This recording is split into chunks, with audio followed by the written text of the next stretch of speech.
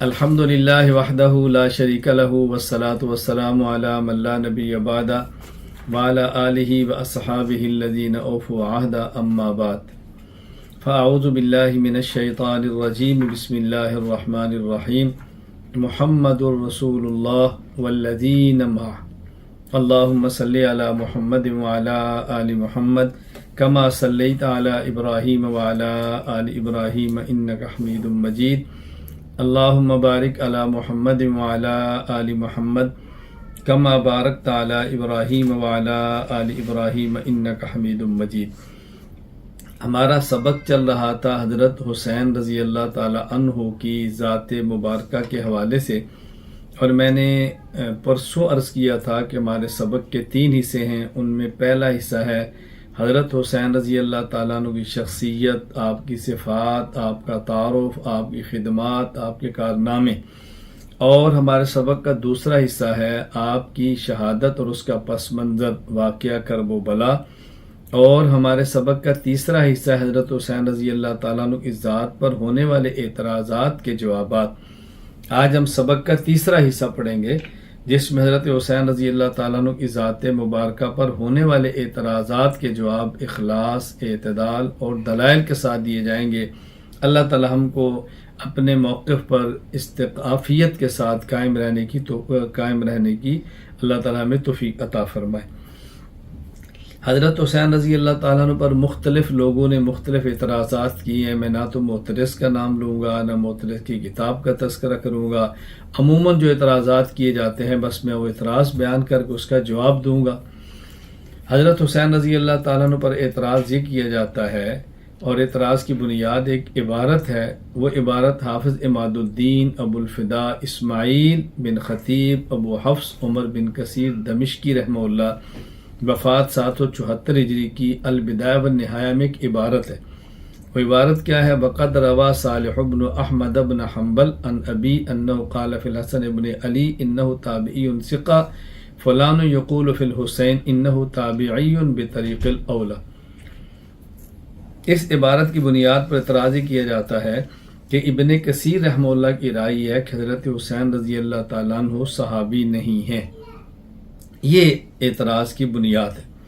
جو آپ ذہن نشین فرما لیں، ہم کہتے ہیں معترض نے عبارت کو نقل کرنے میں خیانت اور بددیانتی سے کام لیا ہے۔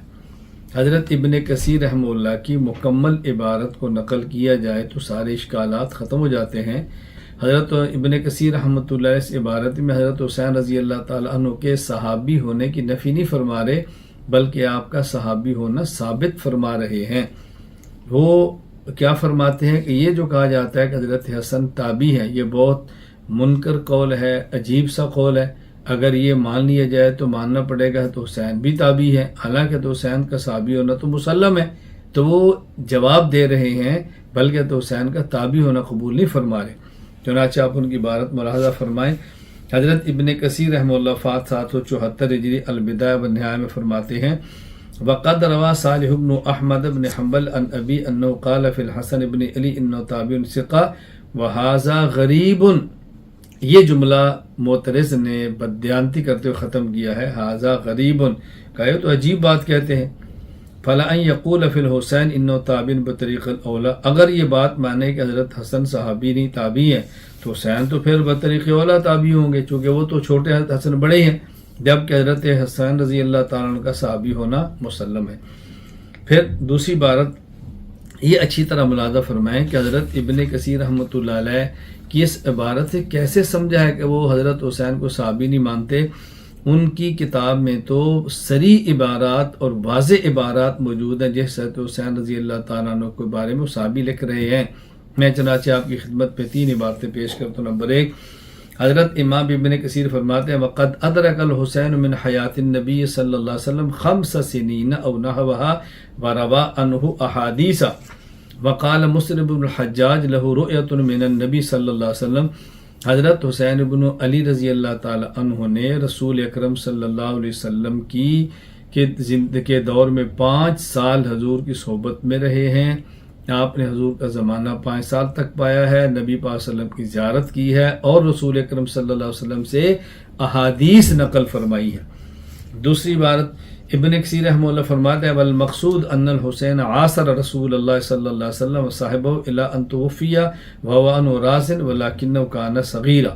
حضرت حسین رضی اللہ تعالیٰ عنہ اگرچہ چھوٹی عمر میں تھے لیکن نبی پاک صلی اللہ علیہ وسلم کا زمانہ پایا ہے، حضور کی صحبت میں رہے ہیں، اور رسول اکرم صلی اللہ علیہ وسلم جب دنیا سے گئے تو حضرت حسین رضی اللہ تعالیٰ عنہ سے راضی تھے۔ تیسری عبارت ابن کثیر رحمہ اللہ فرماتے ہیں فَإِنَّهُ مِن سَادَاتِ الْمُسْلِمِينَ وَعُلَمَاءِ الصَّحَابَةِ وَابْنُ بِنْتِ رسول اللہ صلی اللہ علیہ وسلم التي هي افضل بناته وقد كان عابدا وشجاعا وسخيا۔ اللہ اکبر۔ فرمایا کہ حضرت حسین رضی اللہ تعالیٰ عنہ تو مسلمانوں کے سردار ہیں اور علماء صحابہ میں سے ہیں، اور رسول اکرم صلی اللہ علیہ وسلم کی لخت جگر حضرت فاطمہ الزہرا رضی اللہ تعالی عنہا کے بیٹے ہیں، اور آپ عابد تھے، بہادر تھے اور سخی تھے۔ اور دوسرا جواب یہ ہے کہ حضرت حسین رضی اللہ تعالیٰ عنہ صحابی ہیں، کیوں؟ اس لیے کہ جو صحابی کی تعریف کی گئی ہے اگر آپ اس کو دیکھیں گے تو آپ اندازہ فرمائیں گے کہ ان پر صحابی ہونا اور صحابی کا لفظ اطلاق کرنا اور صحابہ میں شمار کرنا بہت ہی معقول، مناسب اور ضروری ہے، اس لیے کہ صحابی میں تین چیزیں ہوتی ہیں۔ نمبر ایک، وہ مومن ہو، حالت ایمان میں پیغمبر سے ملاقات کی ہو، اور ایمان کی حالت میں دنیا سے رخصت ہوا۔ حضرت حسین رضی اللہ تعالیٰ مومن ہیں، حالت ایمان میں پیغمبر سے ملے ہیں اور حالت ایمان پر دنیا سے گئے ہیں، تو کیسے ہو سکتا ہے صحابی نہ ہو؟ چنانچہ حافظ ابو الفضل شہاب الدین احمد بن علی ابن حجر عسقلانی رحمہ اللہ وفات 852 ہجری نزہۃ النظر شرح نخبۃ الفکر میں فرماتے ہیں وَهُوَ مَنْ لَقِيَ النَّبِيَّ صلی اللہ علیہ وسلم مُؤْمِنًا بِهِ وَمَاتَ عَلَى الْإِسْلَامِ۔ یہ تعریف ہے صحابی کی۔ حضرت حسین رضی اللہ تعالیٰ عنہ پر ایک اعتراض یہ کیا جاتا ہے کہ حضرت حسین رضی اللہ تعالیٰ عنہ اہل بیت میں شامل ہی نہیں۔ اعتراض کی بنیاد یہ ہے کہ جن لوگوں نے اعتراض کیا وہ کہتے ہیں کہ اہل بیت یا تو بیوی ہے، یا اہل بیت کسی شخص کی نرینہ یا دوسری مؤنث اولاد ہے، اور یہ اہل بیت اولاد کی اولاد ہے۔ اولاد کی اولاد سے مراد ہے کہ بیٹے کی اولاد۔ تو اعتراض کرنے والے کہتے ہیں کہ اہل بیت کے لیے ضروری ہے بیوی ہو یا بیٹا یا بیٹی ہو یا بیٹے کی اولاد ہو۔ حضرت حسین تو رسول اکرم صلی اللہ علیہ وسلم کے بیٹے کی اولاد نہیں بلکہ حضرت علی کی اولاد ہے، تو ان کو آپ اہل بیت کیسے کہیں گے؟ جواب ذہن نشین فرما لیں کہ عام طور پر تو ضابطہ یہی ہے کہ کسی بھی شخص کے اہل بیت یا اس کی بیوی ہوگی یا اس کا بیٹا یا بیٹی ہوگی یا اس کے بیٹے کی اولاد ہوگی، یعنی اس لیے کہ جو شخص بھی ہو اس کا نسب اس کے باپ کی طرف سے چلتا ہے، ماں کی طرف سے نہیں چلتا۔ لیکن حضرت حسین رضی اللہ تعالیٰ عنہ اس قانون سے بالکل الگ ہیں۔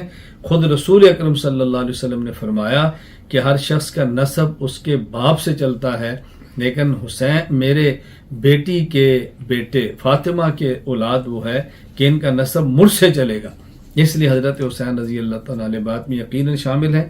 چنانچہ امام ابو القاسم سلیمان بن احمد بن ایوب الشامی الطبرانی رحمہ اللہ وفات 360 ہجری المعجم الکبیر للطبرانی حدیث نمبر 2682 حضرت عمر رضی اللہ تعالیٰ عنہ فرماتے ہیں میں نے رسول اکرم صلی اللہ علیہ وسلم سے سنا، آپ نے فرمایا کل بنی انسا فإن عصبتهم لأبیہم، کہ کسی بھی عورت کے جو بیٹے ہیں ان کا نسب ان کے باپ سے چلتا ہے، ما خلا ولد فاطمہ، سوائے فاطمہ کی اولاد کے، فإنی انا عصبتهم وانا ابوہم، ان کا نسب مجھ سے چلے گا، وہ اولاد میری ہوگی اور ان کا باپ بھی میں شمار کیا جاؤں گا۔ اسی وجہ سے میں پہلے بتا چکا ہوں حضرت علی رضی اللہ تعالیٰ عنہ کے وہ اولاد جو حضرت فاطمہ سے ہے ان کو سادات اور سید کہتے ہیں، اور آپ کی وہ اولاد جو آپ کی دوسری بیویوں سے ہے ان کو علوی یا آوان کہا جاتا ہے۔ اور دوسرا جواب ذہن نشین فرما لیں، حضرت حسنین کریمین حسن اور حسین رضی اللہ تعالی عنہما اہل بیت میں شامل ہے، اس لیے کہ بعض احادیث موجود ہیں جن میں صراحتاً اور واضح طور پر ان کو اہل بیت میں شمار کیا گیا۔ اسی طرح بعض احادیث وہ موجود ہیں کہ جن میں حضرت حسن اور حسین کو واضح طور پہ رسول اکرم صلی اللہ علیہ وسلم نے اپنی اولاد قرار دیا ہے۔ پہلے میں آپ کی خدمت میں وہ احادیث پیش کرتا ہوں کہ جس میں واضح طور پر ان کو خود اللہ کے نبی نے اہل بیت میں شمار کیا ہے۔ یہ حدیث موجود ہے حضرت امام مسلم بن حجاج القشیری نیشاپوری رحمہ اللہ وفات 261 ہجری، صحیح مسلم باب فضائل اہل بیت النبی صلی اللہ علیہ وسلم، حدیث نمبر 6341۔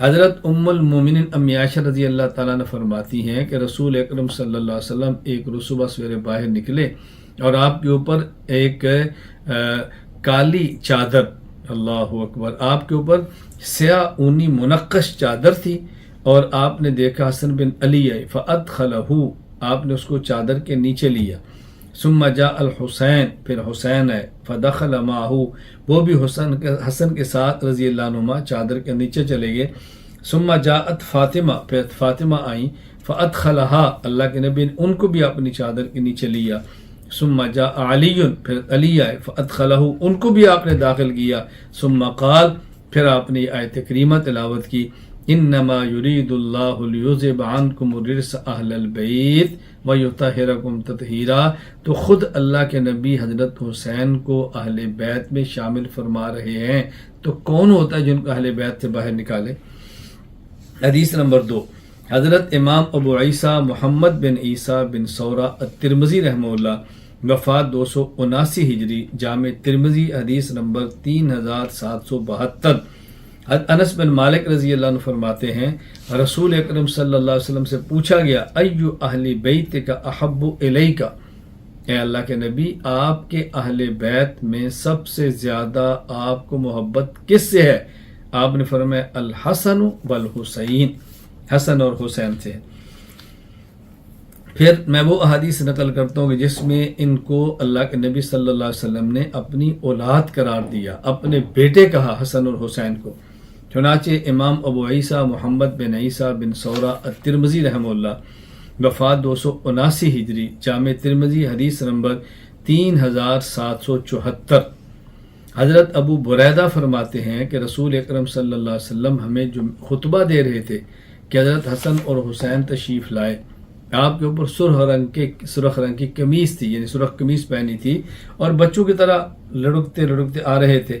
نبی پاک صلی اللہ علیہ وسلم نزل من المنبر، آپ ممبر سے نیچے اتر گئے، فحملہما، دونوں کو اٹھایا، ووضعہما بین یدئی، اور آپ نے اپنے ہاتھوں میں لیا، اور پھر فرمایا کہ اللہ سچ فرماتے ہیں، انما اموالکم و اولادکم فتنہ، تمہارے مال تمہاری اولاد آزمائش ہے۔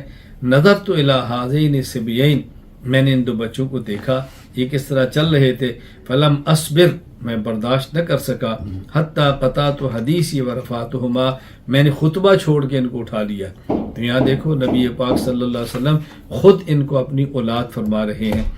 اسی طرح امام ابو عیسیٰ محمد بن عیسیٰ بن سورہ ترمذی رحمہ اللہ وفات 279 ہجری، جامع ترمذی، حدیث نمبر 3769۔ حضرت اسامہ بن زید رضی اللہ عنہ فرماتے ہیں کہ ترکت النبی صلی اللہ علیہ وسلم ذات لیلۃ، ایک رات میں کسی ضرورت کے لیے نبی پاک صلی اللہ علیہ وسلم کی خدمت میں حاضر ہوا، میں نے دیکھا کہ رسول اکرم صلی اللہ علیہ وسلم نکلے ہیں اور آپ نے چادر لی ہے، اور چادر کے اندر آپ نے کچھ چھپایا ہوا ہے، تو معلوم نہیں تھا وہ کون ہے۔ جب میں اپنے کام سے فارغ ہوا تو میں نے پوچھا یا رسول اللہ ما ھذا الذی انت مشتمل علیہ، یہ چادر کے اندر کیا ہے؟ تو رسول اکرم صلی اللہ علیہ وسلم فکشفہ، آپ نے چادر ہٹائی، فاذا حسن و حسین، تو وہ حسن اور حسین تھے۔ تو آپ نے فرمایا ھذان ابنایا، یہ دونوں میرے بیٹے ہیں، وابنا ابنتی، اور یہ میری بیٹی کے بیٹے ہیں، اور میں ان سے محبت کرتا ہوں، فاحبہما واحب من یحبہما، اے اللہ میں بھی ان سے پیار کرتا ہوں، تو بھی ان سے پیار فرما، جو میرے ان بیٹوں سے محبت کرے اللہ تو ان سے محبت فرما۔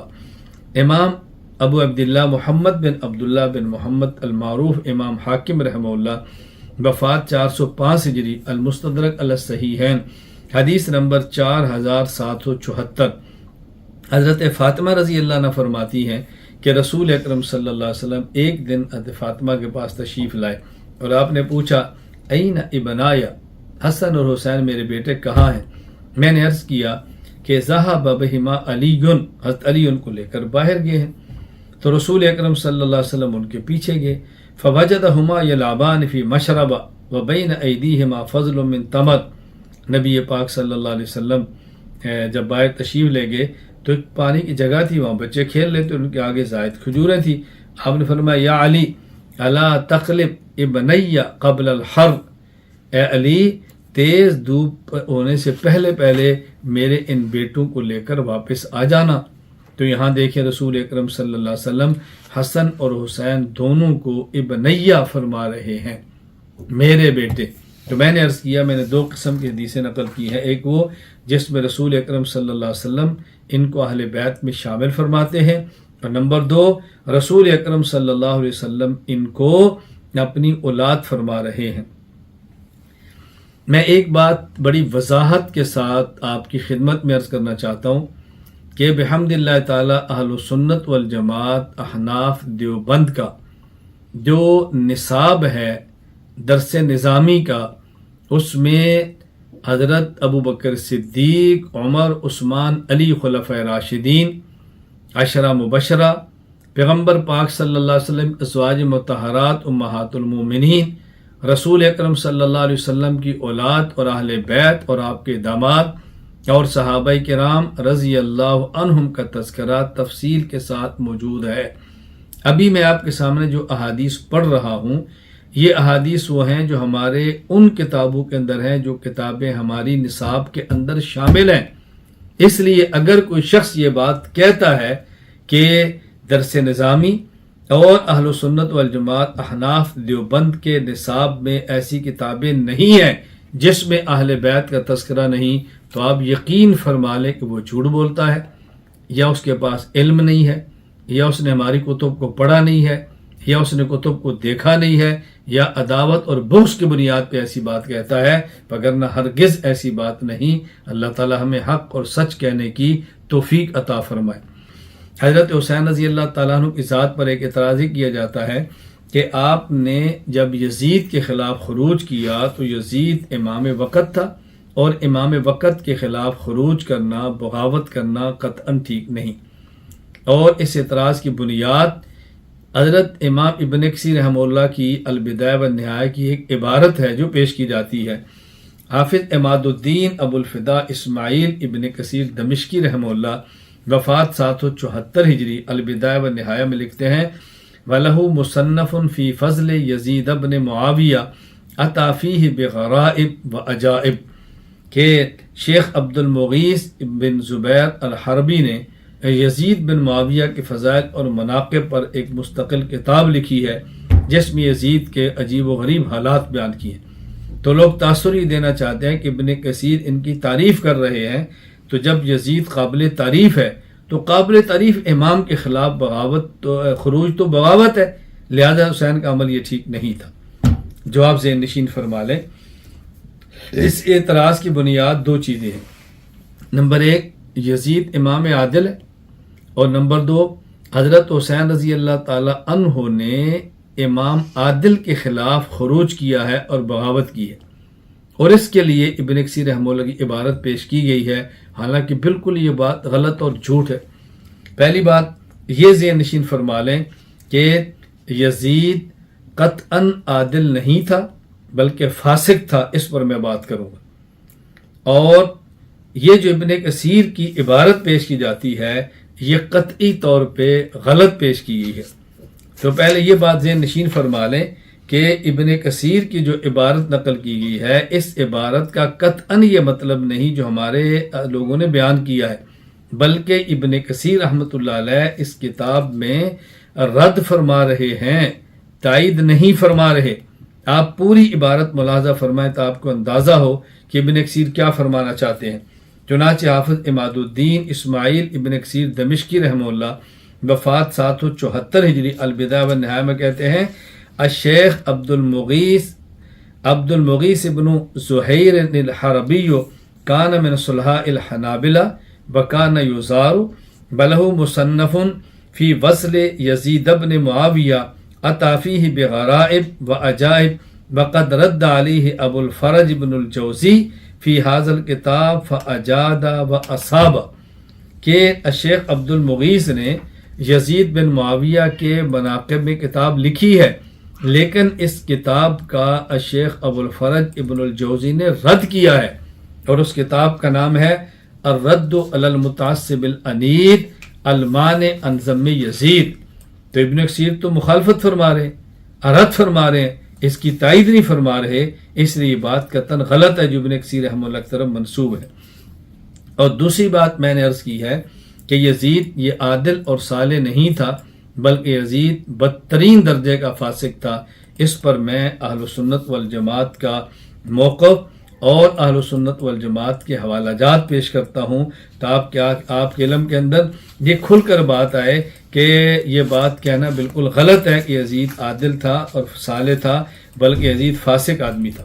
صدر الاسلام ابو الیسر محمد بن حسین بن عبد الکریم البزدوی رحمہ اللہ وفات 483 ہجری اصول الدین میں لکھتے ہیں وَأَمَّا يَزِيدُ بْنُ مُعَاوِيَةَ كَانَ ظَالِمًا وَلَكِنْ هَلْ كَانَ كَافِرًا تَكَلَّمَ النَّاسُ فِي بعضهم كَفَّرُوا لِمَا حُكِيَ مِنْ أَسْبَابِ الْكُفْرِ وَبَعْضُهُمْ لَمْ يُكَفِّرُوا کہ یزید ظالم تھا، ہاں البتہ کافر تھا یا نہیں، بعض کہتے ہیں کافر تھا اور بعض کہتے ہیں کافر نہیں تھا. اور یہ بات طے شدہ ہے کہ یزید ظالم تھا. نمبر 2، امال علامہ تقی الدین ابو العباس احمد بن عبد الحلیم بن عبد السلام بن تیمیہ الحرانی الحنبلی رحمہ اللہ وفات 728 ہجری مجموعہ فتاوی ابن تیمیہ میں لکھتے ہیں کہ یزید سے محبت کیوں نہیں کرتے؟ اس لیے کہ محبت کرنی چاہیے انبیاء سے، صدیقین سے، شہداء سے اور صالحین سے. یزید ان میں کسی بھی طبقے کا آدمی نہیں. اللہ کے نبی صلی اللہ علیہ وسلم کا فرمان ہے المرء مع من احب. اللہ اکبر. اور وہ شخص جو اللہ اور قیامت کے دن پر یقین رکھتا ہے وہ قطعاً نہیں چاہے گا کہ اس کا اثر یزید یا یزید جیسے بادشاہوں کے ساتھ ہو. چنانچہ ابن تیمیہ فرماتے ہیں وَأَمَّا تَرْكُ مُحَبَّتِهِ فَلِأَنَّ الْمَحَبَّةَ الْخَاصَّةَ إِنَّمَا تَكُونُ لِلنَّبِيِّينَ وَالصِّدِّيقِينَ وَالشُّهَدَاءِ وَالصَّالِحِينَ وَلَيْسَ أَحَدًا مِّنْهُمْ وَقَدْ قَالَ النَّبِيُّ صلى الله عليه وسلم الْمَرْءُ مع من أحب ومن آمن بالله واليوم الآخر لا يختار أن يكون مع يزيد ولا مع أمثال من الملوك الذين ليسوا بعادلين. اسی طرح علامہ شمس الدین ابو عبداللہ محمد بن احمد بن عثمان الذہبی رحمہ اللہ وفات 748 ہجری سیر اعلام النبلاء للذہبی میں لکھتے ہیں کہ یزید بن معاویہ یہ ناسبی تھا اور بڑے سخت لفظ لکھے ہیں. نمبر 1 ناسبین، یہ ناسبی تھا. نمبر 2 فزن، متشدد اور زبان کا بہت سخت تھا. غلیظن، دل کا بہت سخت تھا. جلفن، بد اخلاق تھا. یتناول المسکر، نشہ کرتا تھا. ویفعل المنکر، اور جرم کرتا تھا. افتتح دولتہ بمقتل شہید الحسین واختتمہا بوقعۃ الحرہ. اس کی حکومت کا آغاز حضرت حسین کی شہادت سے ہے اور اس کی حکومت کا اختتام واقعہ حرہ سے ہے. فمقتہ الناس ولم یبارک فی عمری. لوگ اس سے سخت ناراض تھے اور اس کی عمر میں کوئی برکت نہیں تھی. اندازہ فرمائے کتنے سخت الفاظ ہیں. باقی واقعہ حرہ کیا ہے اس کا میں تذکرہ کر دیتا ہوں. ناسبی کسے کہتے ہیں اس کی وضاحت بھی کر دیتا ہوں. تو یہ سن لیں ناسبی کا معنی کیا ہے اور واقعہ حرہ کیا ہے. ناسبی ان لوگوں کو کہا جاتا ہے کہ جو حضرت علی رضی اللہ تعالیٰ عنہ اور اہل بیت سے بغض رکھتے ہیں. یہ ہے خلاصہ. میں اس پر چند ایک حوالہ جات پیش کرتا ہوں. علامہ تقی الدین ابو العباس احمد بن عبد الحلیم بن عبد السلام ابن تیمیہ الحرانی الحنبلی رحمہ اللہ وفات 728 ہجری مجموع الفتاوی میں لکھتے ہیں النواسب الذین یؤذون اہل البیت بقول او عمل. ناسبی ان لوگوں کو کہا جاتا ہے جو اہل بیت کو اپنے قول یا عمل کے ذریعے تکلیف دیں. نمبر 2 حافظ ابو الفضل شہاب الدین احمد بن علی ابن حجر عسقلانی رحمہ اللہ وفات 852 ہجری ہدی الساری مقدمہ فتح الباری میں لکھتے ہیں والنسب بغض علی وتقدیم غیرہ علی. حضرت علی کے ساتھ بغض کا نام نسب ہے اور دوسروں کو آپ پر ترجیح دینا یہ ناسبیت ہے. یہ یاد رکھنا، یہاں دوسروں سے مراد ابو بکر، عثمان، علی نہیں ہے بس ان کے بعد کے لوگ ہیں۔ نمبر 3، علامہ مجد الدین محمد بن یعقوب الفیروز آبادی رحمہ اللہ وفات 817 ہجری القاموس المحیط میں لکھتے ہیں، والنواسب والناسبیہ واہل النصب المتدینون ببغضۃ علی لانہم نسبوا لہ ایعادوا۔ ناسبی وہ لوگ ہیں حضرت علی رضی اللہ تعالیٰ سے بغض اور عداوت رکھتے ہیں، انہیں ناسبی کہا جاتا ہے۔ واقعہ حرہ کیا ہے؟ یزید کے دور میں سیاہ ترین واقعہ یہ واقعہ حرہ ہے جو 63 ہجری میں پیش آیا۔ یزید نے تقریباً 12,000 افواج کو بھیجا کہ وہ اہل مدینہ کو میری بیعت کے لیے مجبور کریں، 3 دن ان کو دعوت دیں، اگر وہ دعوت قبول نہ کریں اور یزید کی بیعت نہ کریں تو اہل مدینہ کو لوٹنا، قتل کرنا، قتال کرنا، یہ سب کچھ پھر ان لوگوں نے کیا ہے۔ یہ یزید کے بھیجی افواج نے 700 سے زائد صحابہ، تابعین، حفاظ کرام کو شہید کیا۔ 3 دن تک مسجد نبوی بند رہی، اذان اور نماز بھی اس میں نہ ہو سکی۔ مدینہ کے جنوب مشرق اور جنوب مغرب میں جھلسے ہوئے ٹیلوں کے سلسلے ہیں، کسی زمانہ میں آتش فشاں کی وجہ سے علاقے جلس گئے تھے، انہیں حرہ کہا جاتا ہے۔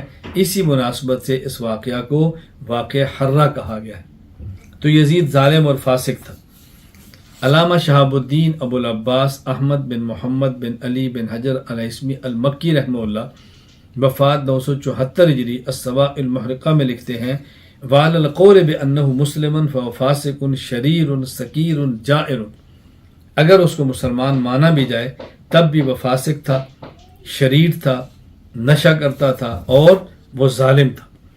علامہ ابو العباس عبدالعلی بن مولانا نظام الدین لکھنوی رحمہ اللہ تعالی وفات 1235 ہجری فواتح الرحمود شرح مسلم الثبوت میں لکھتے ہیں، ویزید ابنہ، یزید حضرت معاویہ رضی اللہ عنہ کا بیٹا تھا، لیکن انہ کان من اخبث الفساق، بدترین خبیث آدمی تھا، وکان بعیدا بمراحل من الامامہ، امامت سے نہایت دور تھا، بل شک فی ایمانہ، اس کے تو ایمان میں شک ہے، خزرہ اللہ تعالی والصنیعات التي صنعها معروفۃ من اوائل الخبائث، اور اس نے وہ جو خبائث اور جرائم کیے ہیں وہ بڑے معروف ہیں۔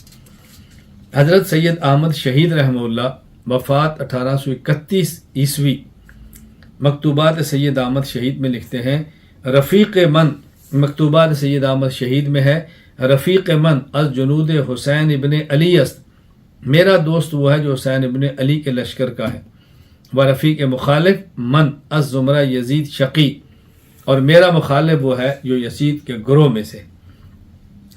قاسم العلوم والخیرات مولانا محمد قاسم ننوتوی رحمہ اللہ وفات 1297 ہجری مکتوبات قاسم العلوم، حضرت لکھتے ہیں، ان حضرت معاویہ رضی اللہ عنہ کے انتقال کے بعد یزید نے پرزے نکالنے شروع کیے اور دل کو خواہش نفس اور ہاتھ کو جام شراب پر لے گیا، فسق کھلا کھلا کرنے لگا اور نماز چھوڑ دی۔ ابو الحسنات محمد عبدالحی بن محمد عبدالحلیم انصاری لکھنوی رحمہ اللہ وفات 1314 ہجری فتاوی عبدالحی میں لکھتے ہیں، مسلک اسلم آست کہ شقیرہ بمغفرت و ترحم ہرگز یاد نباید کرد، بابا لان او کے در عرف مختص بکفار گشتہ زبان خود را آلودہ نبایت کرد۔ فرمایا کہ یزید کے بارے میں محتاط مسلک یہ ہے، اس بدبخت کو مغفرت اور رحمہ اللہ کے الفاظ سے یاد نہ کیا جائے۔ ہاں اس کو ہم کافر تو نہیں کہتے، اس لیے کہ کافر کہنے میں ذرا احتیاط سے کام لینا چاہیے، یہ ہم نہیں کہتے، لیکن اس کو رحمۃ اللہ علیہ اور مغفرت کے لیے دعائیں اور کلمات اسی لیے کہنا یہ بھی مناسب نہیں ہے۔ قطب الاقطاب فقیہ النفس حضرت مولانا رشید احمد گنگوہی رحمہ اللہ تعالی وفات 1323 ہجری فتاوی رشیدیہ میں لکھتے ہیں، کسی مسلمان کو کافر کہنا مناسب نہیں۔ یزید مومن تھا، بسبب قتل کے فاسق ہوا، کفر کا حال دریافت نہیں، کافر کہنا جائز نہیں، وہ عقیدہ قلب پر موقوف ہے۔ حکیم الامت مجدد الملت مولانا اشرف علی تھانوی رحمہ اللہ وفات 1362 ہجری امداد الفتاوی لکھتے ہیں، یزید فاسق تھا اور فاسق کی ولایت مختلف ہی ہے۔ تو میں نے آپ کی خدمت میں حوالہ جات پیش کی اس بات پر، یزید فاسق اور فاجر تھا۔ باقی حضرت معاویہ رضی اللہ تعالی عنہ نے اس کو خلیفہ اور ولیعہد نامزد کیوں کیا تھا، اس پر میں تفصیلی گفتگو حضرت امیر معاویہ رضی اللہ تعالی عنہ والے عنوان پر کر چکا ہوں، اور اس کے لیے آپ میری کتاب سیدنا امیر معاویہ رضی اللہ تعالی عنہ دوسرا حصہ اعتراضات و جوابات آپ ملاحظہ فرمائیں۔ حضرت حسین رضی اللہ تعالیٰ عنہ پر ایک اعتراض یہ کیا جاتا ہے الیاذ باللہ کہ حضرت حسین رضی اللہ تعالیٰ عنہ باغی تھے، اور اس کی بنیاد ایک روایت ہے جو حضرت امام مسلم بن حجاج القشیری رحمہ اللہ وفات 261 ہجری صحیح مسلم حدیث نمبر 4798 نقل فرماتے ہیں۔ حضرت ارفجہ فرماتے ہیں رضی اللہ تعالیٰ عنہ کہ میں نے رسول اکرم صلی اللہ علیہ وسلم سے سنا کہ آپ نے فرمایا من اتاکم وامرکم جمیع علی رجل واحد یرید ان یشق عصاکم او یفرق جماعتکم فاقتلوا۔ اللہ کے نبی نے فرمایا جو شخص تمہارے پاس آئے اس سے پہلے ایک شخص کے حق میں خلافت کا معاملہ طے ہو چکا ہو، پھر کوئی تمہاری اتحاد کو توڑنے یا تمہاری جماعت میں تفریق ڈالنے کے ارادے سے آگے بڑھے تو اسے قتل کر دو۔ تو لوگ اعتراض کرتے ہیں کہ یزید کی خلافت ہو گئی تھی، بیعت کی جا چکی تھی، خلافت کا نظام بن گیا تھا، اب حضرت حسین کی وجہ سے اس نظام کو توڑا جا رہا تھا، اور حضور فرماتے ہیں جب یہ خلافت ہو جائے اس کے بعد اگر اس کو توڑنے کی کوشش کرے تو اس کو قتل کر دو۔ یہ باغی تھے اور ان کی سزا قتل دی الیاذ باللہ۔ دیکھیں پہلی بات تو یہ ذہن نشین فرما لیں کہ احادیث میں جس امام کے خلاف خروج کی ممانت ہے اور جس امام کے خلاف علم خروج کو بلند کرنا بغاوت کہا گیا ہے، اور جس امام کے خلاف لڑنے والے کو قتل کرنے کا حکم کیا گیا ہے، یہ وہ امام ہے جو عادل ہو۔ لیکن اگر امام جائر ہو، ظالم ہو، تو اس کے خلاف قطعاً یہ حکم نہیں اور یہ حدیث اس کے لیے نہیں ہے۔ چنانچہ علامہ بدر الدین محمود بن احمد بن موسیٰ العینی رحمہ اللہ وفات 855 ہجری البنایہ شرح الہدایہ میں لکھتے ہیں فَأَهْلُ الْبُغَاء هُمُ الْخَارِجُونَ عَلَى امام الحق بغیر حق۔ باغی وہ لوگ ہیں جو شرعی حکمران کے خلاف نہ حق کھڑے ہوں، یعنی اگر امام عادل نہ ہو تو اس کے خلاف خروج کو، اگر امام عادل نہ ہو تو پھر اس کے خلاف خروج کو جائز نہیں سمجھا، اگر امام عادل ہو تو اس کے خلاف خروج ناجائز ہے، لیکن اگر امام عادل نہ ہو تو پھر اس کے خلاف خروج کرنا یہ جائز ہے۔ بات سمجھنے کی کوشش کریں۔ نمبر 2، نبی کریم صلی اللہ علیہ وسلم نے یہ جو ارشاد فرمایا کہ جب خلافت قائم ہو تو اس کے خلاف لڑنے والے شخص کو قتل کر دیا جائے، اس کا تعلق حضرت حسین کے واقعہ کے ساتھ نہیں۔ کیوں؟ حضرت حسین رضی اللہ تعالی عنہ کا معاملہ الگ تھا۔ حضرت حسین رضی اللہ تعالی عنہ لڑنے کے لیے مکہ مکرمہ سے کوفہ نہیں گئے، اور آپ لڑنا نہیں چاہتے تھے، بلکہ آپ نے تو وہاں جا کر صاف طور پر 3 شرطیں رکھ دی تھیں کہ مجھے یا واپس مکہ جانے دو، یزید سے براہ راست بات کرنے دو، یا مجھے کسی اسلامی سرحد پہ جانے دو، میں نہیں لڑنا چاہتا۔ تو یہ تو اس کے بارے میں ہے کہ جو شخص لڑے، حضرت حسین تو لڑنا نہیں چاہتے تھے، انہوں نے حالات ایسے پیدا کر دیے کہ ان کو اپنے دفاع میں تلوار اٹھانی پڑی۔ چنانچہ حضرت علامہ تقی الدین ابو العباس احمد بن عبد الحلیم ابن تیمیہ الحرانی رحمہ اللہ وفات 728 ہجری منہاج السنہ میں لکھتے ہیں بل حسین بن علی ما خرج یرید القتال ولكن ظن ان الناس يطيعونه فلما راى انصرافهم عنه طلب الرجوع الى وطنه او الذهاب الى الصغر او اتيان يزيد فلم يمكنه اولئك ظلم لا من هذا ولا من هذا وطلبوا ان ياخذوا اسيرا الى يزيد۔ حضرت حسین رضی اللہ تعالیٰ عنہ کو گرفتار کر کے یزید تک قیدی بنا کر لے جانا چاہتے تھے، اور آپ نے اسے انکار کر دیا، یہ وجہ تھی، ورنہ لڑنے کے لیے تو میدان میں نہیں تھے۔ تیسری بات یہ سمجھیں، حضرت حسین رضی اللہ تعالیٰ عنہ کی رائے یہ تھی کہ یزید کی خلافت منعقد نہیں ہوئی، حضرت معاویہ کا ولی عہد مقرر کرنا اس کی حیثیت ایک مشورہ کی تھی، اور خلافت تب ہوگی جب بعد کے لوگ اس کو قبول کر لیں گے۔ تو جب ان کی رائے میں خلافت منعقد ہی نہیں ہوئی، اگر وہ تلوار اٹھا بھی لیں تو یہ باغی کی تلوار نہیں ہے، بات سمجھنے کی کوشش کریں۔ چنانچہ مشہور اسلامی ریاست کے عالم قاضی ابو یعلا الفراء الحنبلی الماوردی رحمہ اللہ وفات 458 ہجری الاحکام السلطانیہ میں لکھتے ہیں لأن الامامۃ لا تنعقد للمعہود الیہ بنفس العہد وانما تنعقد بعہد المسلمین والتہمۃ تلتقى عندہ۔ خلافت محض ولی عہد بنانے سے منعقد نہیں ہوتی بلکہ مسلمانوں کے اسے قبول کرنے سے منعقد ہوتی ہے۔ یہ بات اچھی طرح ذہن نشین فرما لیں۔ پھر حضرت حسین رضی اللہ تعالی عنہ جن کو اللہ کے نبی صلی اللہ علیہ وسلم نوجوان جنتیوں کا سردار فرما رہے ہیں، تو کیا اس شخص کو آپ اپنی رائے سے باغی کہہ لیں گے؟ امام ابو عیسیٰ محمد بن عیسیٰ بن سورہ ترمذی رحمہ اللہ وفات 279 ہجری جامع ترمذی حدیث نمبر 3768۔ حضرت ابو سعید خدری رضی اللہ تعالیٰ عنہ فرماتے ہیں رسول اللہ صلی اللہ علیہ وسلم فرمایا الحسن والحسین سیدہ شباب اہل الجنہ، یہ جنتی نوجوانوں کے سردار ہیں۔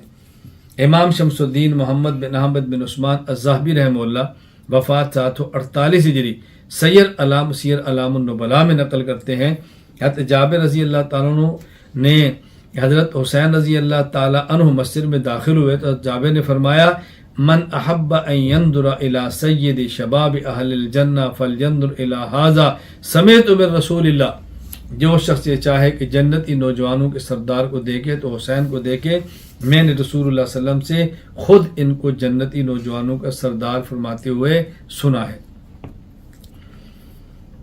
حضرت حسین رضی اللہ تعالیٰ عنہ پر ایک اعتراض کیا جاتا ہے کہ امام ابن العربی رحمہ اللہ نے حضرت حسین رضی اللہ تعالیٰ عنہ کے بارے میں یہ کہا کہ انہوں نے یزید کے خلاف خروج کر کے جرم کیا ہے اور خطا کی ہے۔ چنانچہ امام ابو بکر محمد بن عبداللہ بن محمد المعافری ابن العربی المالکی رحمہ اللہ وفات 543 ہجری العباسم من القواسم میں لکھتے ہیں وعلى الجملة ان الحسین اخطأ خطأ عظیما فی خروج هذا الذي جر على الامة وبال الفرقہ والاختلاف، کہ حضرت حسین رضی اللہ تعالی عنہ نے امام وقت کے خلاف خروج کر کے بہت بڑی غلطی کی ہے، یہی غلطی امت کو فرقہ واریت اور اختلافات کی طرف لے گئی ہے۔ یہاں بات اچھی طرح سمجھ لیں، یہ زیادہ سے زیادہ آپ کہہ سکتے حضرت یہ بات ذہن نشین فرما لیں، حضرت حسین رضی اللہ تعالی عنہ کا اگر خروج تھا تو یہ خروج اپنی ذات کی وجہ سے نہیں تھا، عداوت اور بغض کی بنیاد پہ نہیں تھا بلکہ دلائل کی بنیاد پر تھا۔ اور حضرت حسین رضی اللہ تعالی عنہ مکہ سے جو کوفہ تشریف لے گئے وہ لڑائی کے لیے نہیں تھا بلکہ وہ تو آپ کو اطلاع تھی کہ اہل کوفہ بلا رہے ہیں، خطوط لکھ رہے ہیں اور آپ کی بیعت کرنا چاہتے ہیں، اور آپ کی خواہش تھی اگر یہ میری بیعت کرے تو ہم اسلامی خلافت کو اسلامی اصولوں پر چلا لیں گے۔ تو حضرت حسین رضی اللہ تعالیٰ عنہ اپنی عداوت اور عناد یا بغض کے بنیاد پر میدان پہ نہیں نکلے کہ جس بنیاد پر آئے یہ خروج بہت بڑا ظلم تھا۔ دوسری بات سمجھیں کہ اگر یہ ابن العربی کی رائے ہے تو ابن العربی کی ذاتی اور شخصی رائے ہے، اور اس کے مقابلے میں جمہور اہل سنت والجماعت کی رائے اس سے الگ ہے۔ اور اگر ایک طرف اہل حق کا ایک فرد ہو اور ایک طرف جمہور اہل سنت ہو تو پھر بات جمہور اہل سنت کی مانی جاتی ہے، فرد واحد کی نہیں مانی جاتی۔ چنانچہ امام ابو عبداللہ محمد بن یزید ابن ماجہ رحمہ اللہ وفات 273 ہجری سنن ابن ماجہ حدیث نمبر 3950۔ حضرت انس بن مالک رضی اللہ عنہ فرماتے ہیں کہ میں نے رسول اکرم صلی اللہ علیہ وسلم سے سنا کہ آپ نے فرمایا ان امتی لن تجتمع علی الضلالہ فاذا رأیتم اختلافا فعلیکم بالسواد الاعظم، کہ جب تم میری امت میں اختلاف دیکھو تو تم جمہور اہل سنت کے ساتھ رہنا۔ سواد اعظم کا معنی اہل سنت والجماعت کا جو جمہور کا طبقہ ہے اسے سواد اعظم کہا جاتا ہے۔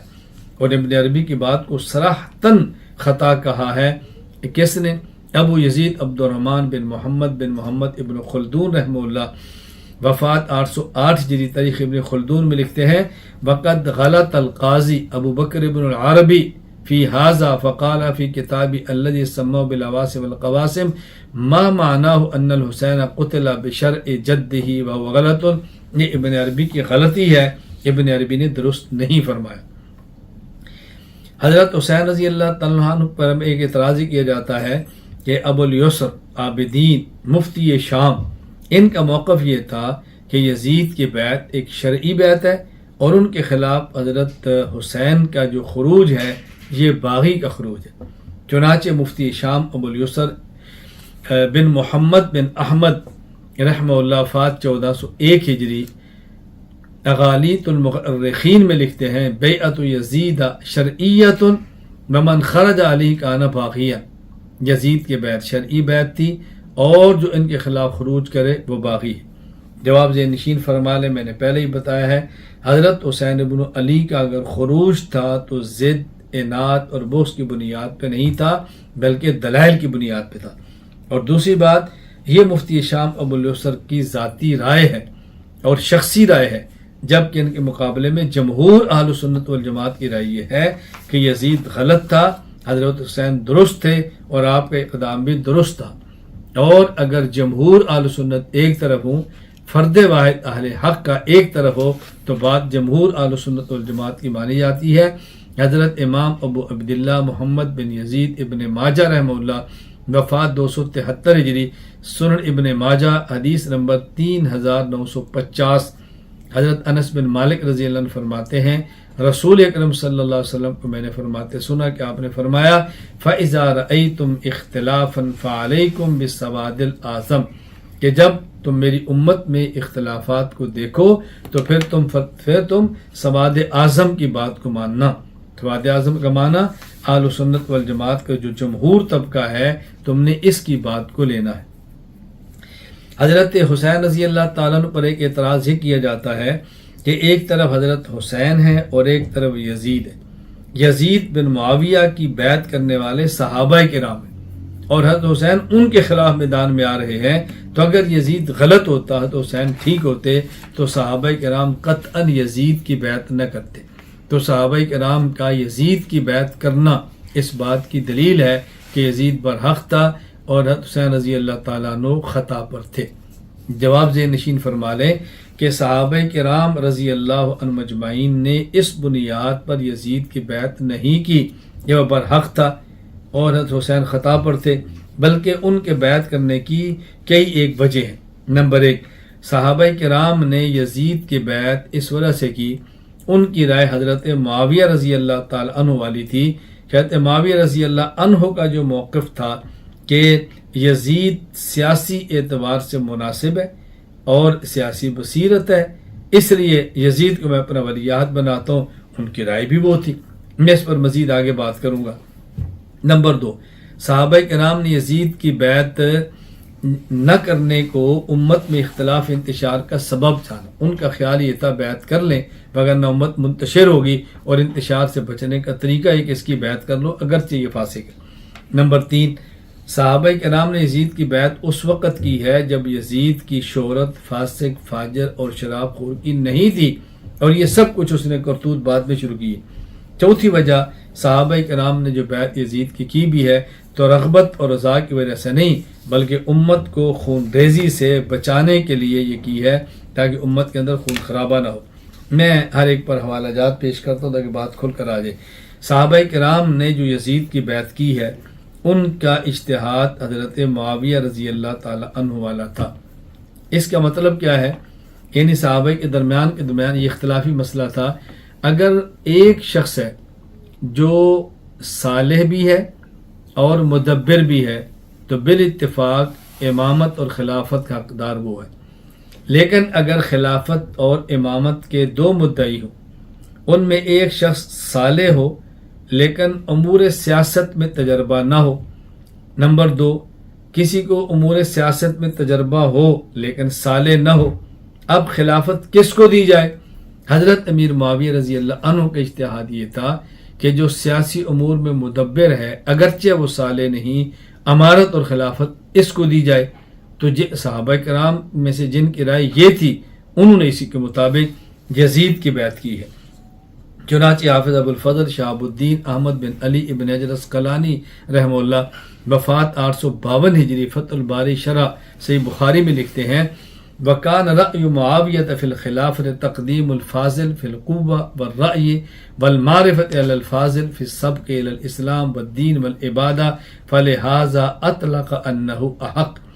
حضرت معاویہ رضی اللہ تعالیٰ عنہ خلافت کے بارے میں رائے یہ تھی کہ قوت، تدبیر اور انتظامی معاملہ میں جو شخص ماہر ہو اس کو اس پر ترجیح دی جائے کہ جو قبول اسلام میں سبقت رکھتا ہو، دیندار ہو اور عبادت گزار ہو، جو ان کی رائے تھی۔ اسی طرح مولانا محمد قاسم ننوتوی رحمہ اللہ وفات 1297 ہجری مکتوبات قاسم العلوم حضرت فرماتے ہیں حضرت امیر معاویہ رضی اللہ عنہ کا نظریہ خلافت کے متعلق یہ تھا کہ جس کسی کو مملکت کے انتظام کا سلیقہ دوسروں سے زیادہ ہو، اگر اس سے افضل موجود ہوں تو دوسروں سے اس کا خلیفہ بنانا افضل ہے۔ نمبر دوسری وجہ بیعت یزید سے امت میں انتشار نہ ہو، یعنی ان کی رائے یہ تھی کہ اس وقت بنو امیہ غالب ہیں اور یہ قریش کا ایک طبقہ ہے، اگر ہم نے ان کو خلافت نہ دی اور یہ بگڑ گئے تو خلافت کا نظام بگڑنے سے امت میں انتشار ہوگا، اس لیے بہتر یہ ہے کہ بنو امیہ اور اہل شام میں سے کسی کو ولی عہد بنا دیا جائے تاکہ امت میں انتشار نہ ہو۔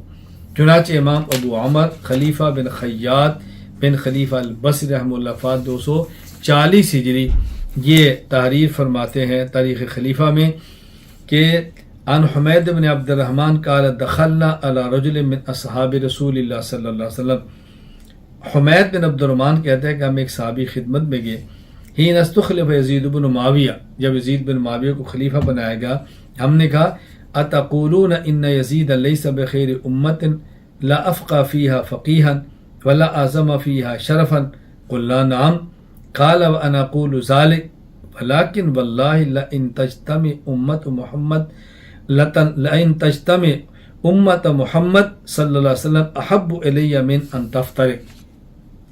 کہتے ہیں کہ ایک صحابی کے پاس یہ تو وہ کہنے لگے کہ آپ یہ کہتے ہیں کہ یزید اس امت کا بہترین فرد نہیں اور فقیہ بھی نہیں اور شرافت کے اس بعد زیادہ اچھا بھی نہیں۔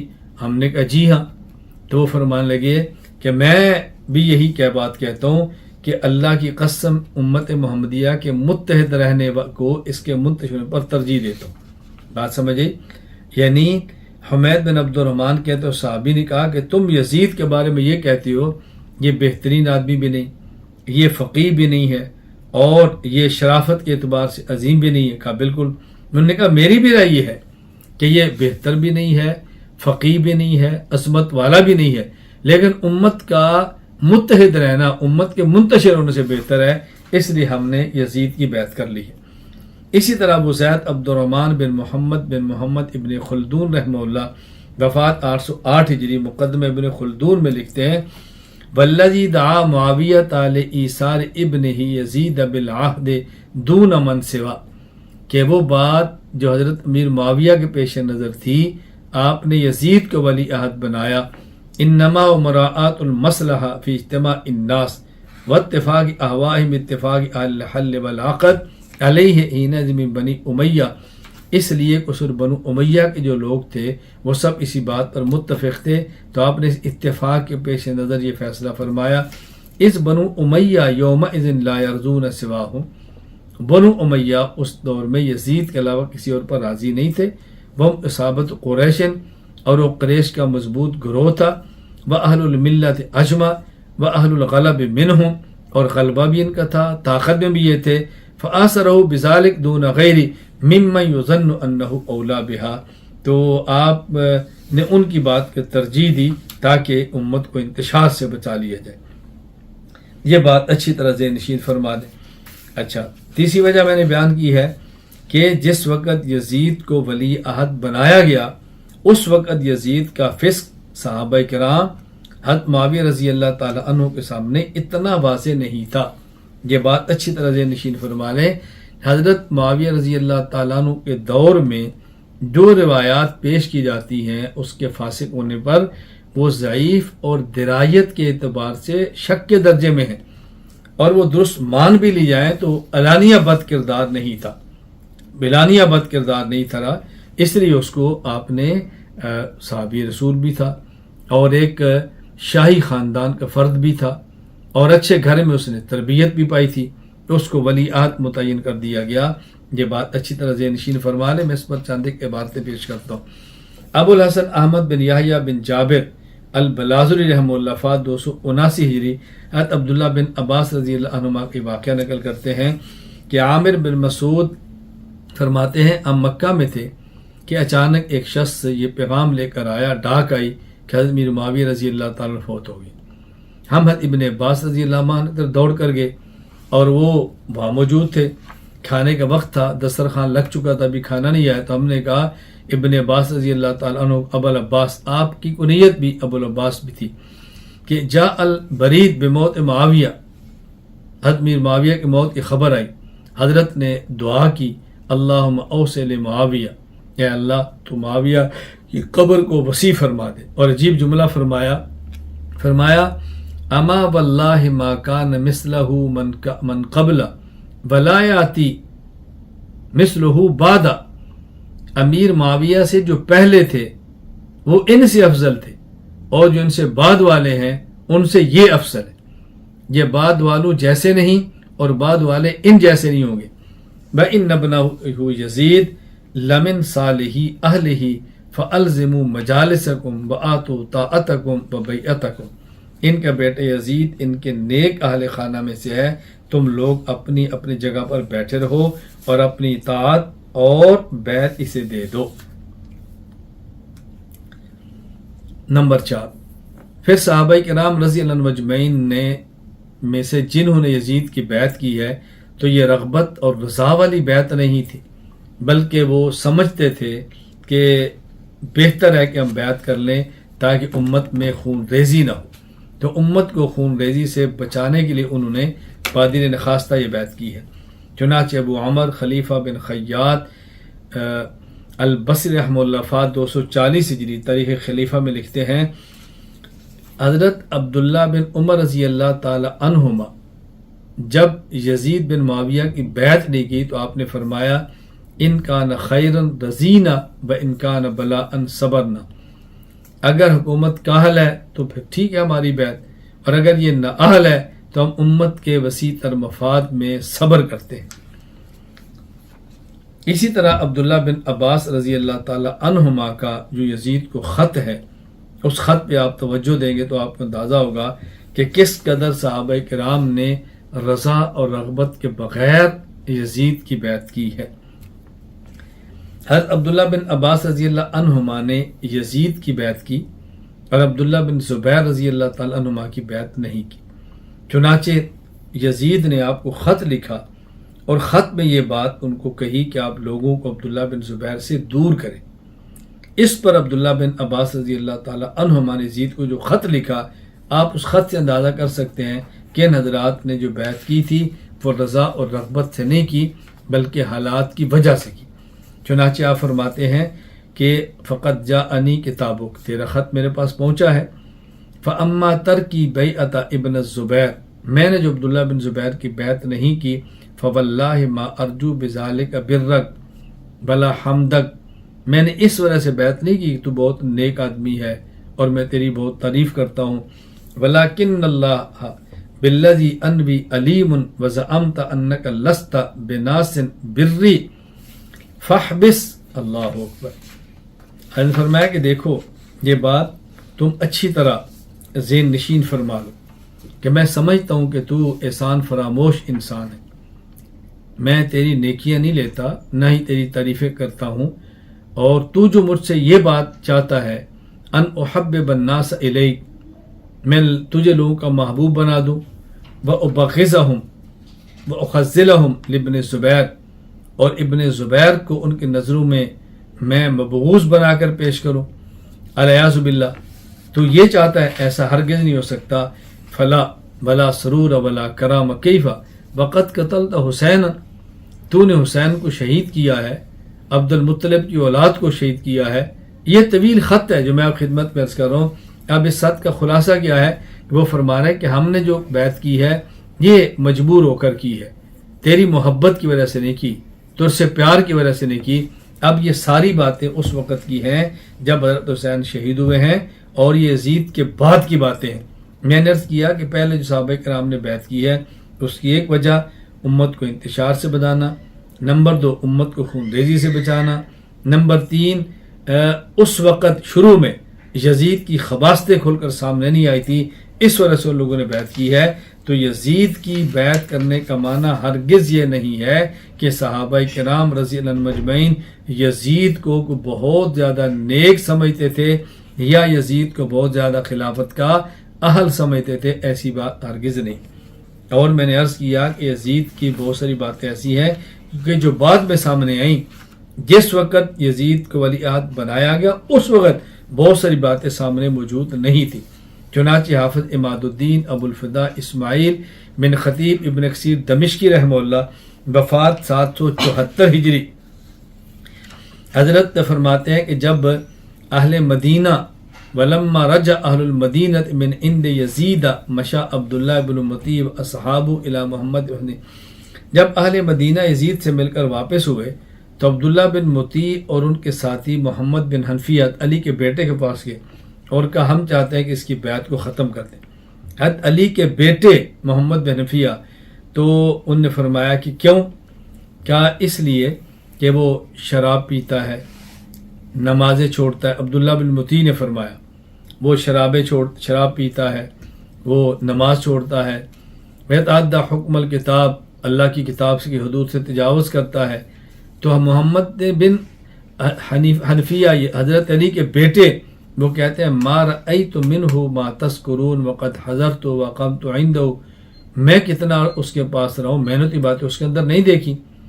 تو حضرت عبداللہ یہ فرمانے لگے، عبداللہ بن مطیع، انہوں نے کہا دیکھو فإن ذلك كان منہ، یہ جو تمہارے سامنے پیش آتا تھا نا، نمازیں پڑھتا تھا، فقہ کی باتیں کرتا تھا اور خیر کی باتیں کرتا تھا، محمد بن حنفیہ، یہ تکلف تھا، دکھاوا تھا۔ حضرت علی کے بیٹے کہنے لگے کو مجھ سے کیا خوف تھا، مجھے وہ دکھاوا کیوں کرتا تھا؟ تم یہ بتاؤ کہ یہ باتیں تم کو یزید نے تم نے دیکھی ہیں؟ کہا نہیں۔ کیا تمہیں یزید نے بتائی ہیں اور تم خاموش ہو تو تم اس کے گناہوں کے اندر خود شریک ہو، اور اگر تم نے دیکھی نہیں ہے، اس نے تمہیں بتائی بھی نہیں ہے، تو پھر تمہاری باتیں ایسی کیوں ہیں؟ خیر انہوں نے حضرت علی کے بیٹے محمد بن حنفیہ نے ان کی بیعت چھوڑنے سے انکار کر دیا کہ نہیں، میں ان کی بیعت کو نہیں چھوڑ سکتا۔ خیر میں نے عرض کیا کہ میں نے وجہ بیان کی ہے کہ یزید کی بیعت صحابہ کرام کر لیں، یہ اس بات کی دلیل نہیں ہے کہ حضرت حسین رضی اللہ تعالیٰ عنہ غلط تھے اور یزید برحق تھا، بس یہ اچھی طرح ذہن نشین فرما لیں۔ میں یہ بات آپ کو سمجھانا چاہتا ہوں۔ حضرت حسین رضی اللہ تعالیٰ عنہ پر اعتراض یہ کیا جاتا ہے کہ حضرت حسین رضی اللہ تعالیٰ عنہ عین پیغمبر ہیں، نبی اور حسین ایک ہے۔ دلیل کیا ہے؟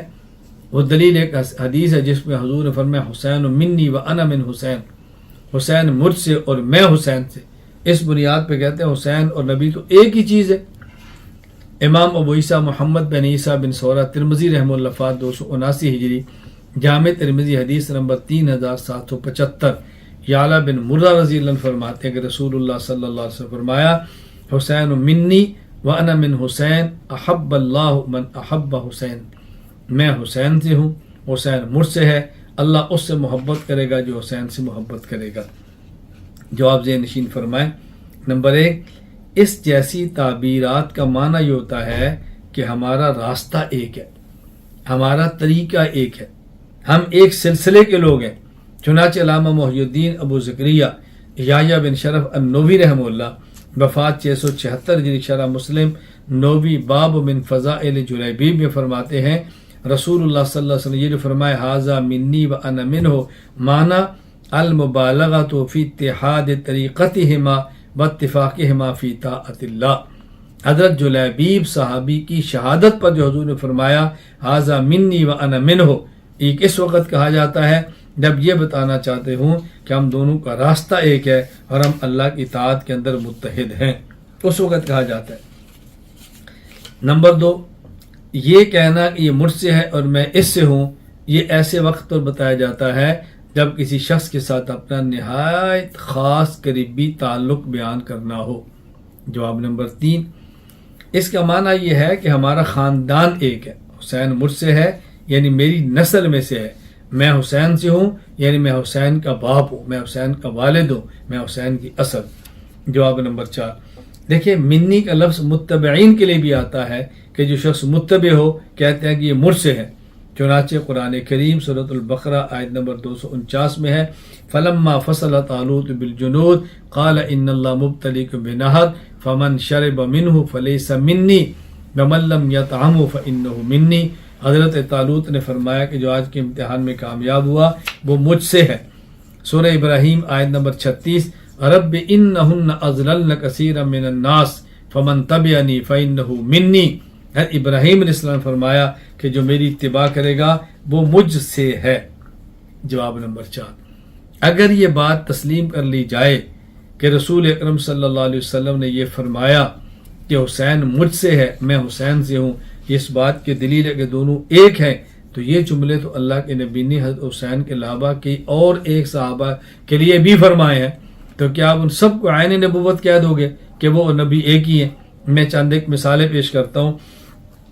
امام ابو عبداللہ محمد بن یزید ابن ماجہ رحمہ اللہ وفات 273 ہجری، سنن ابن ماجہ باب فضل علی ابن ابی طالب میں فرماتے ہیں کہ حضرت حبشی بن جنادہ رضی اللہ عنہ کہتے ہیں کہ میں نے سنا رسول اللہ صلی اللہ علیہ وسلم کو فرماتے ہوئے، آپ نے فرمایا علی منی و انا منہ، میں علی سے ہوں، علی مجھ سے ہے۔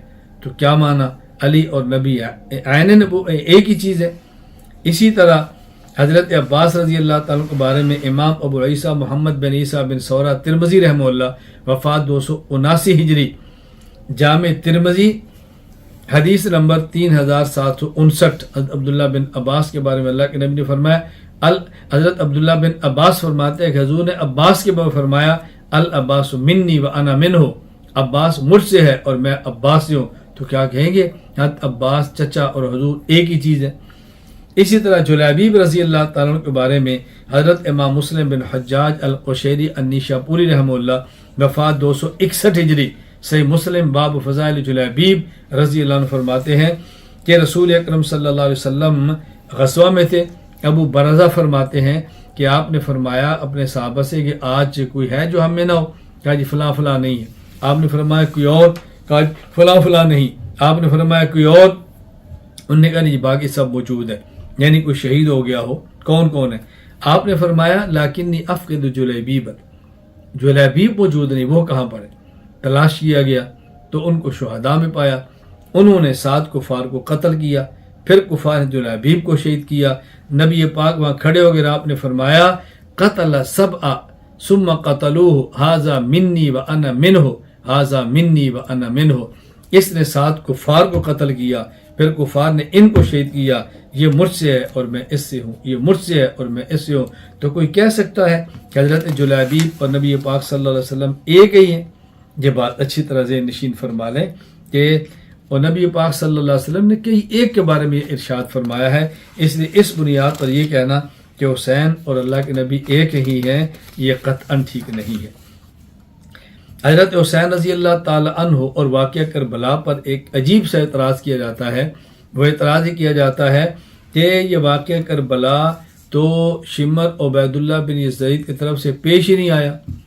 حضرت حسین رضی اللہ تعالی عنہ تو جا رہے تھے عراق کی طرف، اور راستے میں کسی اور نے ان کے اوپر حملہ کر کے شہید کیا ہے، اور عنوان یہ قائم کر دیا گیا ہے کربلا والا، اور اس کی بنیاد یہ ایک عبارت ہے جو حافظ عماد الدین ابو الفدا اسماعیل بن خطیب ابن کثیر دمشقی رحمہ اللہ وفات 774 ہجری البدایہ والنہایہ میں نقل کرتے ہیں۔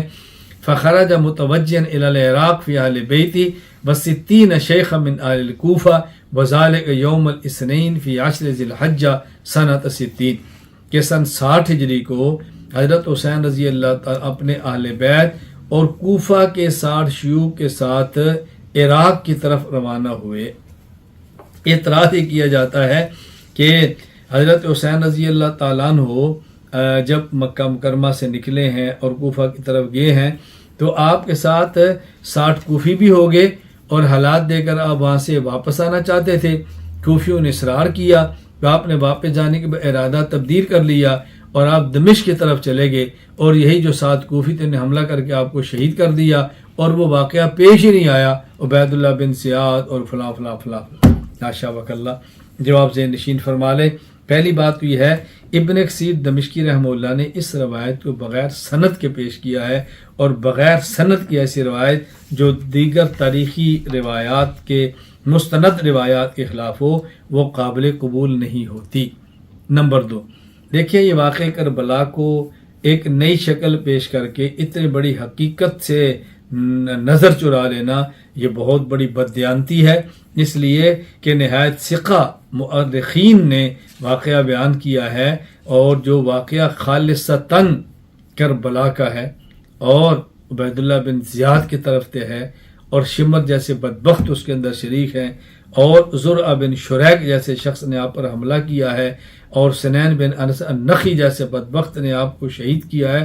یہ تاریخی روایات معتبر موجود ہیں، میں تفصیل کے ساتھ پیچھے روایات کو پیش کر چکا ہوں۔ امام ابو الحسن عز الدین ابن الجزری ابن اسیر رحمہ اللہ تعالیٰ فات 630 ہجری الکامل فی تاریخ میں بیان فرماتے ہیں، فحملوا علیہ من کل جانب فضرب زرعۃ بن شریک التمیمی علی کف الیسری وضرب ایضا علی عاتقہ۔ اسی طرح وحمل علی فی تلک الحال سنان بن انس النخی فتان بالرمح فوقع۔ اور امام ابو الحسن ابن اسیر الجزری رحمہ اللہ وفات 630 ہجری الکامل فی تاریخ میں کہتے ہیں، وکان عدۃ من قتل من اصحاب الحسین وقتل من اصحاب عمر بن سعد، تعداد لکھی ہے، حضرت حسین کے قافلے کے اتنے آدمی شہید ہو گئے 72، اور عمر بن سعد کے قافلے کے 80 آدمی مارے گئے۔ تو اس بات کو کیسے مانا جا سکتا ہے کہ 60 ہی کوفی ساتھ تھے جن نے حملہ کیا؟ اگر یہ 60 ہی حملہ کرنے والے تھے تو 80 بندے قتل کیسے ہو گئے؟ خیر یہ بالکل بے بنیاد بات ہے، اعاذنا اللہ من۔ حضرت حسین رضی اللہ تعالیٰ عنہ کی ذات کے حوالے سے ایک اور اعتراض کیا جاتا ہے کہ جی واقعہ کربلا تو پیش ہی نہیں آیا، کیوں؟ حضرت حسین تو قسطنطنیہ کی جہاد میں گئے تھے اور وہاں شہید ہو گئے تھے، لہذا یہ واقعہ پیش ہی نہیں آیا۔ اور بنیاد ایک روایت پیش کی جاتی ہے کہ حافظ عماد الدین اسماعیل ابن کثیر دمشقی رحمہ اللہ وفات 774 ہجری البدایہ والنہایہ میں لکھتے ہیں، فلما توفی الحسن کان الحسین یفد الی معاویہ فی کل عام فیعطیہ ویکرمہ وقد کان فی الجیش الذین غزوا القسطنطنیہ مع ابن معاویہ یزید فی سنہ 51، کہ حضرت حسین رضی اللہ تعالیٰ عنہ سن 51 ہجری میں حضرت معاویہ کے بیٹے یزید کے ساتھ قسطنطنیہ جہاد کے لیے چلے گئے تھے۔ یہ واقعہ پیش ہی نہیں آیا۔ جو آپ ذہن نشین فرما لیں، پہلی بات یہ ہے ابن کثیر دمشقی رحمہ اللہ نے یہ روایت بغیر سند کے بیان کی ہے جو قابل اعتبار نہیں ہے۔ جواب نمبر 2، حضرت حسین رضی اللہ تعالی عنہ کا کسی بھی مستند اور معتبر تاریخ کی روایت سے قسطنطنیہ میں جانا یزید کے ساتھ یہ ثابت نہیں ہے۔ جواب نمبر 3، اگر بالفرض تسلیم کر بھی لیا جائے کہ آپ قسطنطنیہ گئے تھے اور وہ روایت کہہ رہی ہے کہ آپ سن 51 ہجری میں گئے اور کربلا کا واقعہ سن 61 کا ہے، 10 سال بعد کا ہے، پھر قسطنطنیہ جا کر ان کا شہید ہونا یہ کہاں سے ثابت ہو گیا؟ اگر مان بھی لیا جائے آپ قسطنطنیہ یزید کے ساتھ جہاد کے اندر شریک تھے تو یہ کیسے ثابت ہوا کہ آپ قسطنطنیہ کے اندر شہید ہو گئے تھے؟ یہ بات بالکل تاریخی روایات اور حقائق کے خلاف ہے۔ حضرت حسین رضی اللہ تعالیٰ کی ذات گرامی پر ایک لغو اعتراض یہ کیا جاتا ہے، حضرت حسین رضی اللہ تعالیٰ عنہ نے مکہ مکرمہ سے سفر کیا، اہل بیت کو ساتھ لیا، بچے اور خواتین تک شہید کروائیں، اپنی جان تک دے دی، فائدہ کیا ہوا؟ فائدہ تو کچھ بھی نہ ہوا۔ جواب ذہن نشین فرما لیں، نمبر 1، دنیا دارالعمل ہے، آخرت دارالجزا ہے۔ انسان دنیا میں جو کام کرتا ہے ضروری نہیں اس کے سارے فوائد اس کو دنیا کے اندر ہے۔ کتنے جہاد ہوتے ہیں، فتوحات نہیں ہوتی، کتنے جہاد ایسے ہیں کہ بندہ شہید ہوتا ہے اور اللہ کے چلا جاتا ہے، غازی بن کر فتح نہیں کرتا، اس لیے ان کا فاتح نہ ہونا اس بات کی علامت ہے کہ فائدے کچھ نہیں ہوا۔ جواب نمبر 2، حضرت حسین رضی اللہ تعالی عنہ نے اپنی جان دے کر امت کو بتایا خلافت کی بنیاد وراثت نہیں، خلافت کی بنیاد اہلیت ہے۔ نمبر 3، حضرت حسین رضی اللہ تعالی عنہ نے بے سر و سمانی کے عالم میں وطن سے دور جام شہادت نوش فرما کے بتایا کہ جب ظالم سربراہ ہو تو اس کے خلاف علم بلند کرنا یہ غیرت کا تقاضا ہے۔ اس لیے یہ نہ کہو کہ حضرت حسین کی اس قربانی کا نتیجہ کچھ نہیں، نتیجہ بہت بڑا ہے، اللہ ہمیں اس پر چلنے کی توفیق عطا فرمائے۔ حضرت حسین رضی اللہ تعالیٰ عنہ پر ایک اعتراض ہی کیا جاتا ہے کہ حسین رضی اللہ تعالیٰ عنہ کوفہ کے قریب پہنچ کر یزید کے ہاتھ میں ہاتھ دینے کے لیے آمادہ تھے، بیعت کرنے کے لیے تیار ہو گئے تھے۔ تو سوال ہی جب آپ نے بیعت ہی کرنی تھی تو پھر آپ پہلے کر لیتے، تو آپ بیعت کرنے کے لیے کیسے تیار ہو گئے؟ مدینہ منورہ کر لیتے، مکہ کر لیتے، وہاں جا کر بیعت پہ تیار ہونے کی ضرورت کیا تھی؟ جواب ذہن نشین فرمائیں۔ نمبر 1، حضرت حسین رضی اللہ تعالی عنہ یزید کی بیعت کرنے کے لیے آمادہ نہیں ہوئے۔ وہ کیا چاہتے تھے اس پر میں بعد میں کروں گا۔ چنانچہ ابو محمد علی بن احمد بن سعید ابن حزم اندلسی رحمہ اللہ وفات 456 ہجری الفصل فی الملل والنحل میں فرماتے ہیں اذ رأى انہا بیعت ضلالت، حضرت حسین سمجھتے تھے یزید کی بیعت یہ ضلالت اور گمراہی کی بیعت۔ نمبر 2، امام محمد بن محمد غزالی رحمہ اللہ وفات 505 ہجری احیاء العلوم میں لکھتے ہیں لیرغب المؤمن فی لقاء اللہ وانی لا اری الموت الا سعادہ والحیات مع الظالمین الا جرما۔ حضرت فرماتے ہیں کہ مومن کو چاہیے اللہ سے ملاقات کا شوق رکھے، اور میں مرنے میں اپنی سعادت سمجھتا ہوں اور ظالموں کے ساتھ جینے کو جرم سمجھتا ہوں۔ یہ بیعت کے لیے تیار نہیں تھے۔ نمبر 3، مشہور مؤرخ ابو الحسن ابن الاسیر الجزری رحمہ اللہ وفات 630 ہجری الکامل فی التاریخ میں لکھتے ہیں کہ حضرت عقبہ بن سمعان کہتے ہیں میں حضرت حسین کے ساتھ مدینہ سے مکہ اور مکہ سے عراق تک تھا، میں ان کے ساتھ کبھی بھی الگ نہیں ہوا، ان کی شہادت تک ساتھ رہا۔ وسمعت جمیع مخاطبات للناس الی یوم مقتلہ فواللہ ما آتاہم ما یتذاکر الناس انہ یضع یدہ فی ید یزید، میں نے کبھی نہیں سنا کہ وہ یزید کی بیعت کے لیے آمادہ تھے۔ نمبر 4، تاریخ اسلامی کے مشہور مؤرخ علامہ عالم محمد خضری محاضرات تاریخ اسلامیہ میں لکھتے ہیں ولیس بصحیح انہ عرض علیہم ان یضع یدہ فی ید یزید فلم یقبلوا منہ تلک العودہ۔ حضرت حسین بیعت کرنا چاہتے تھے، ایسا ہرگز کہیں سے بھی ثابت نہیں۔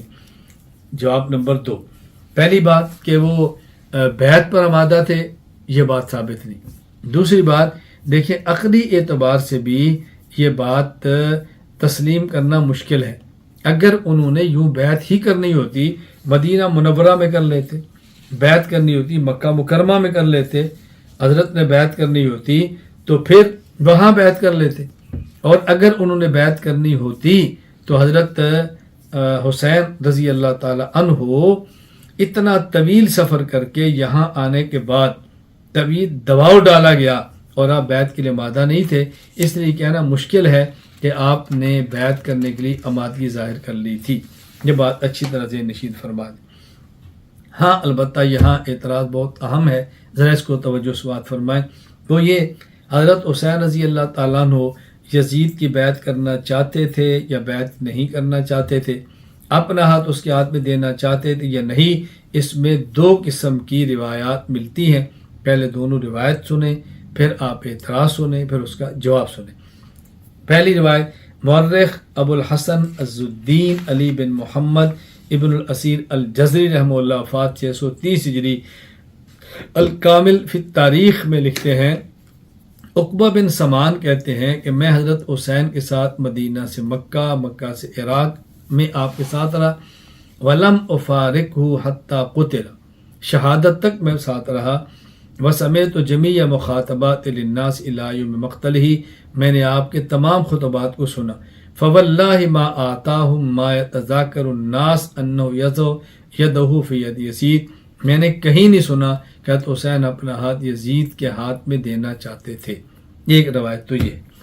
دوسری روایت مشہور مؤرخ ابو الحسن عز الدین علی بن محمد ابن الاسیر الجزری رحمہ اللہ، یہ وہی مؤرخ ہے، الکامل فی التاریخ وہی کتاب ہے، یہ فرماتے ہیں حضرت حسین نے کہا اختاروا منی واحدۃ من ثلاث، 3 میں سے ایک بات تم میری طرف سے قبول کر لو، اما ان ارجع الی المکان الذی اقبلت منہ، مجھے واپس مکہ جانے دو، و اما ان اضع یدی فی ید یزید ابن معاویہ فَيَرَا فِي مَا بَيْنِي وَبَيْنَهُ رَأْيٌ، مجھے یزید کے ہاتھ پر ہاتھ رکھنے دو اور بیعت کرنے دو، مجھے وہاں جانے دو۔ نمبر 3، وَإِمَّا أَن تَسِيرُوا إِلَىٰ أَيِّ صَخْرٍ مِّن صُخُورِ الْمُسْلِمِينَ، یا مجھے کسی اسلامی سرحد پر جانے دو، میں جانے کے لیے تیار۔ اب روایتیں دو قسم کی آ گئی، دونوں روایتیں ایک کتاب الکامل فی التاریخ کی ہے، دونوں کا مصنف ابن الاسیر الجزری ہے۔ اب کس کو غلط کہیں کس کو ٹھیک کہیں، اور تعارض روایت کا کیسے ختم ہوگا، بات ذہن نشین فرما لیں۔ پہلی بات یہ ہے کہ پہلی روایت اور اس سے ملتی جلتی وہ تمام روایات کہ جس سے ثابت ہوتا ہے کہ آپ یزید کے ہاتھ میں ہاتھ دینے کے لیے تیار نہیں تھے، اس کے دو مطلب ہیں۔ نمبر 1، مکہ مکرمہ اور مدینہ منورہ یا بغیر گفتگو کیے یزید کے ہاتھ پر ہاتھ دینے کے لیے تیار نہیں تھے، بات ذہن نشین فرما لیں۔ یعنی جن روایات سے ثابت ہوتا ہے کہ آپ یزید کے ہاتھ میں ہاتھ دینے کے لیے تیار نہیں تھے، اس کا معنی یہ تھا کہ جب آپ مدینہ منورہ میں تب، جب آپ مکہ مکرمہ میں تھے تب، اور جب آپ کوفہ آئے اس وقت بھی بغیر مذاکرات کیے یزید کے ہاتھ میں ہاتھ دینے کے لیے تیار نہیں تھے۔ نمبر 2، دوسرا مطلب یہ ہے کہ آپ عبید اللہ بن زیاد کے واسطہ سے یزید کے ہاتھ میں ہاتھ دینے کے لیے تیار نہیں تھے۔ بس یہ بات اچھی طرح ذہن نشین فرما لیں تاکہ الجھن نہ ہو۔ اور دوسری قسم کے وہ تمام روایات کہ جن سے ثابت ہوتا ہے آپ یزید کے ہاتھ میں ہاتھ دینے کے لیے تیار تھے، اس کا معنی یہ ہے کہ یزید سے براہ راست مذاکرات کریں، اپنے تحفظات کو دور کریں، جو اصلاحات خلافت کے لیے چاہتے اس کو یزید قبول کرے تو پھر بیعت کرنے میں حرج بھی نہیں ہے۔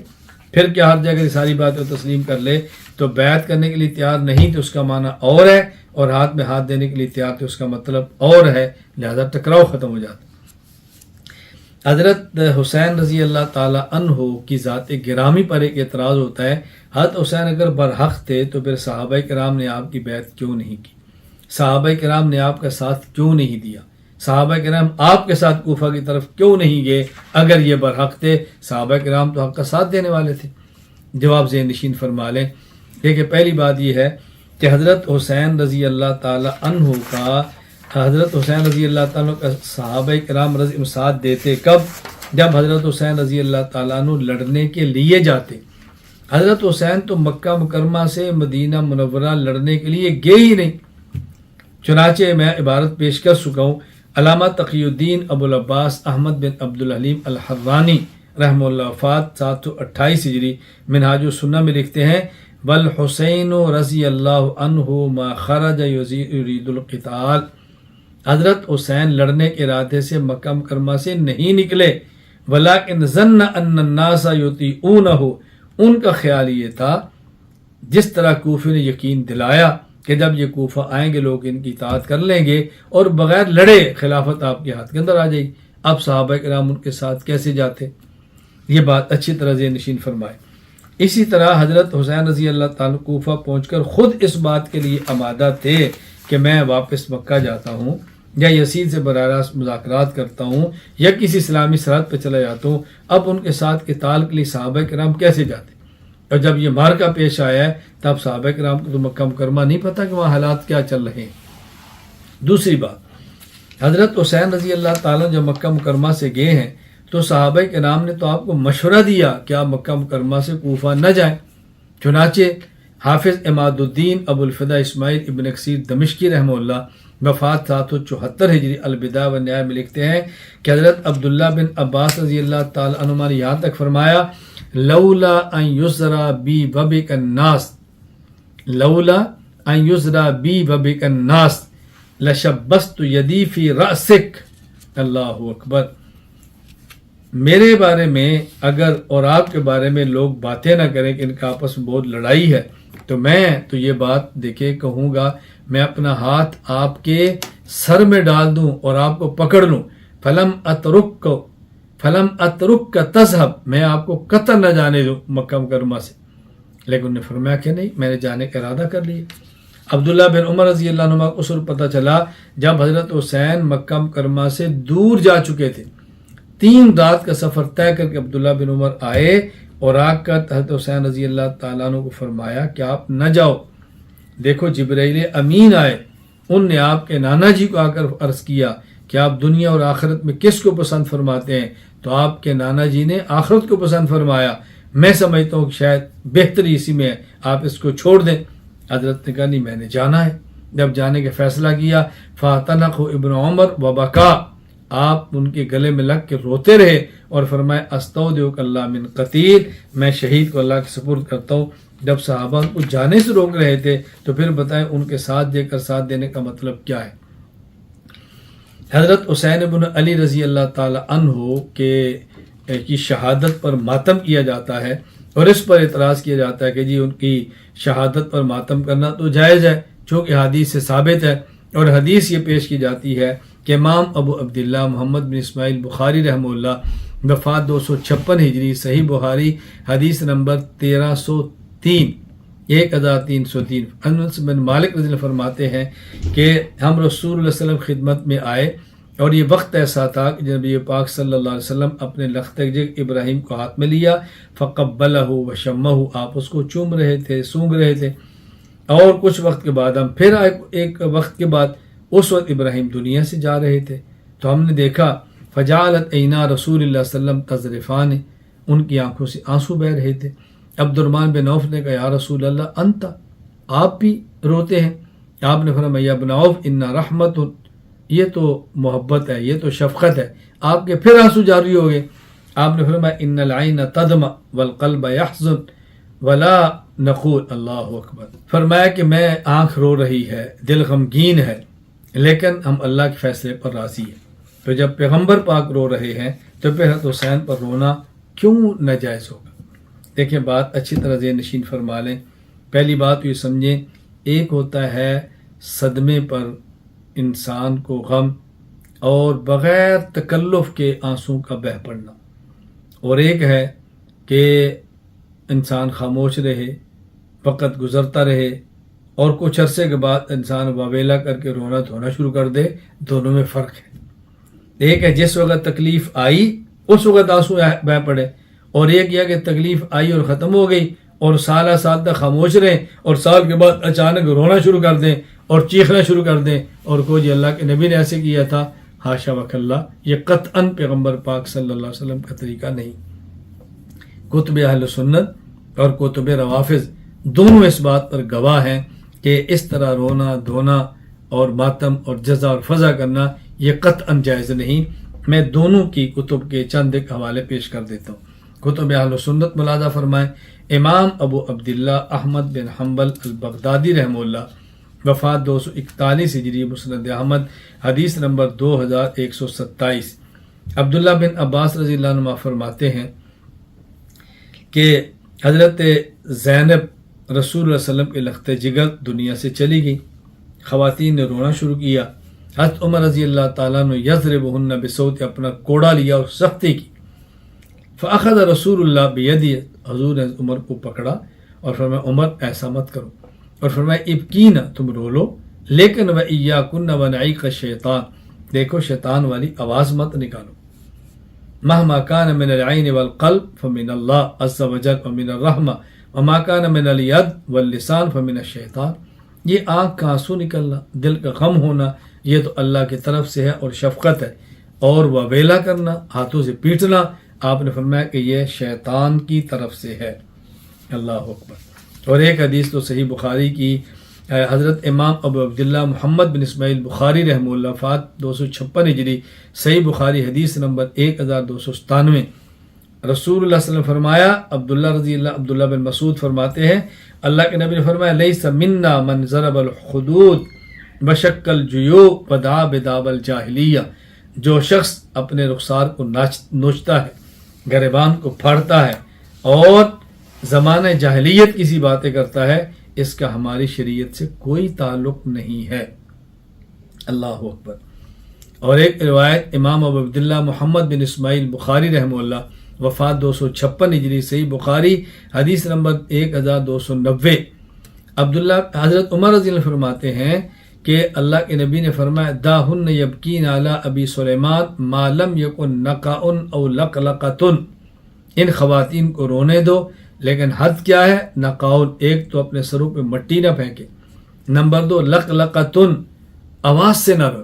معلوم ہوا کہ اس طرح رونا یہ شریعت سے ثابت نہیں ہے۔ یہ بات اچھی طرح ذہن نشین فرما لیں۔ امام مسلم بن حجاج القشیری رحمہ اللہ، وفات 261 ہجری، صحیح مسلم حدیث نمبر 2203، ابو مالک اشعری رضی اللہ عنہ فرماتے ہیں کہ رسول اللہ صلی اللہ علیہ وسلم نے فرمایا اربع فی امتی من امر الجاہلیہ، میری امت میں 4 کام ایسے ہیں جو جاہلیت کے ہیں، لا یترکون، لیکن یہ چھوڑنے کے لیے تیار نہیں ہوں گے۔ الفخر فی الاحساب، ایک تو نسب پر فخر کرنا، والطعن فی الانساب، دوسرے کے نسب پہ تانا دینا، والاستسقاء بالنجوم، اور ستاروں سے بارشیں طلب کرنا، والنیاحہ، اور نوحہ کرنا۔ اللہ اکبر۔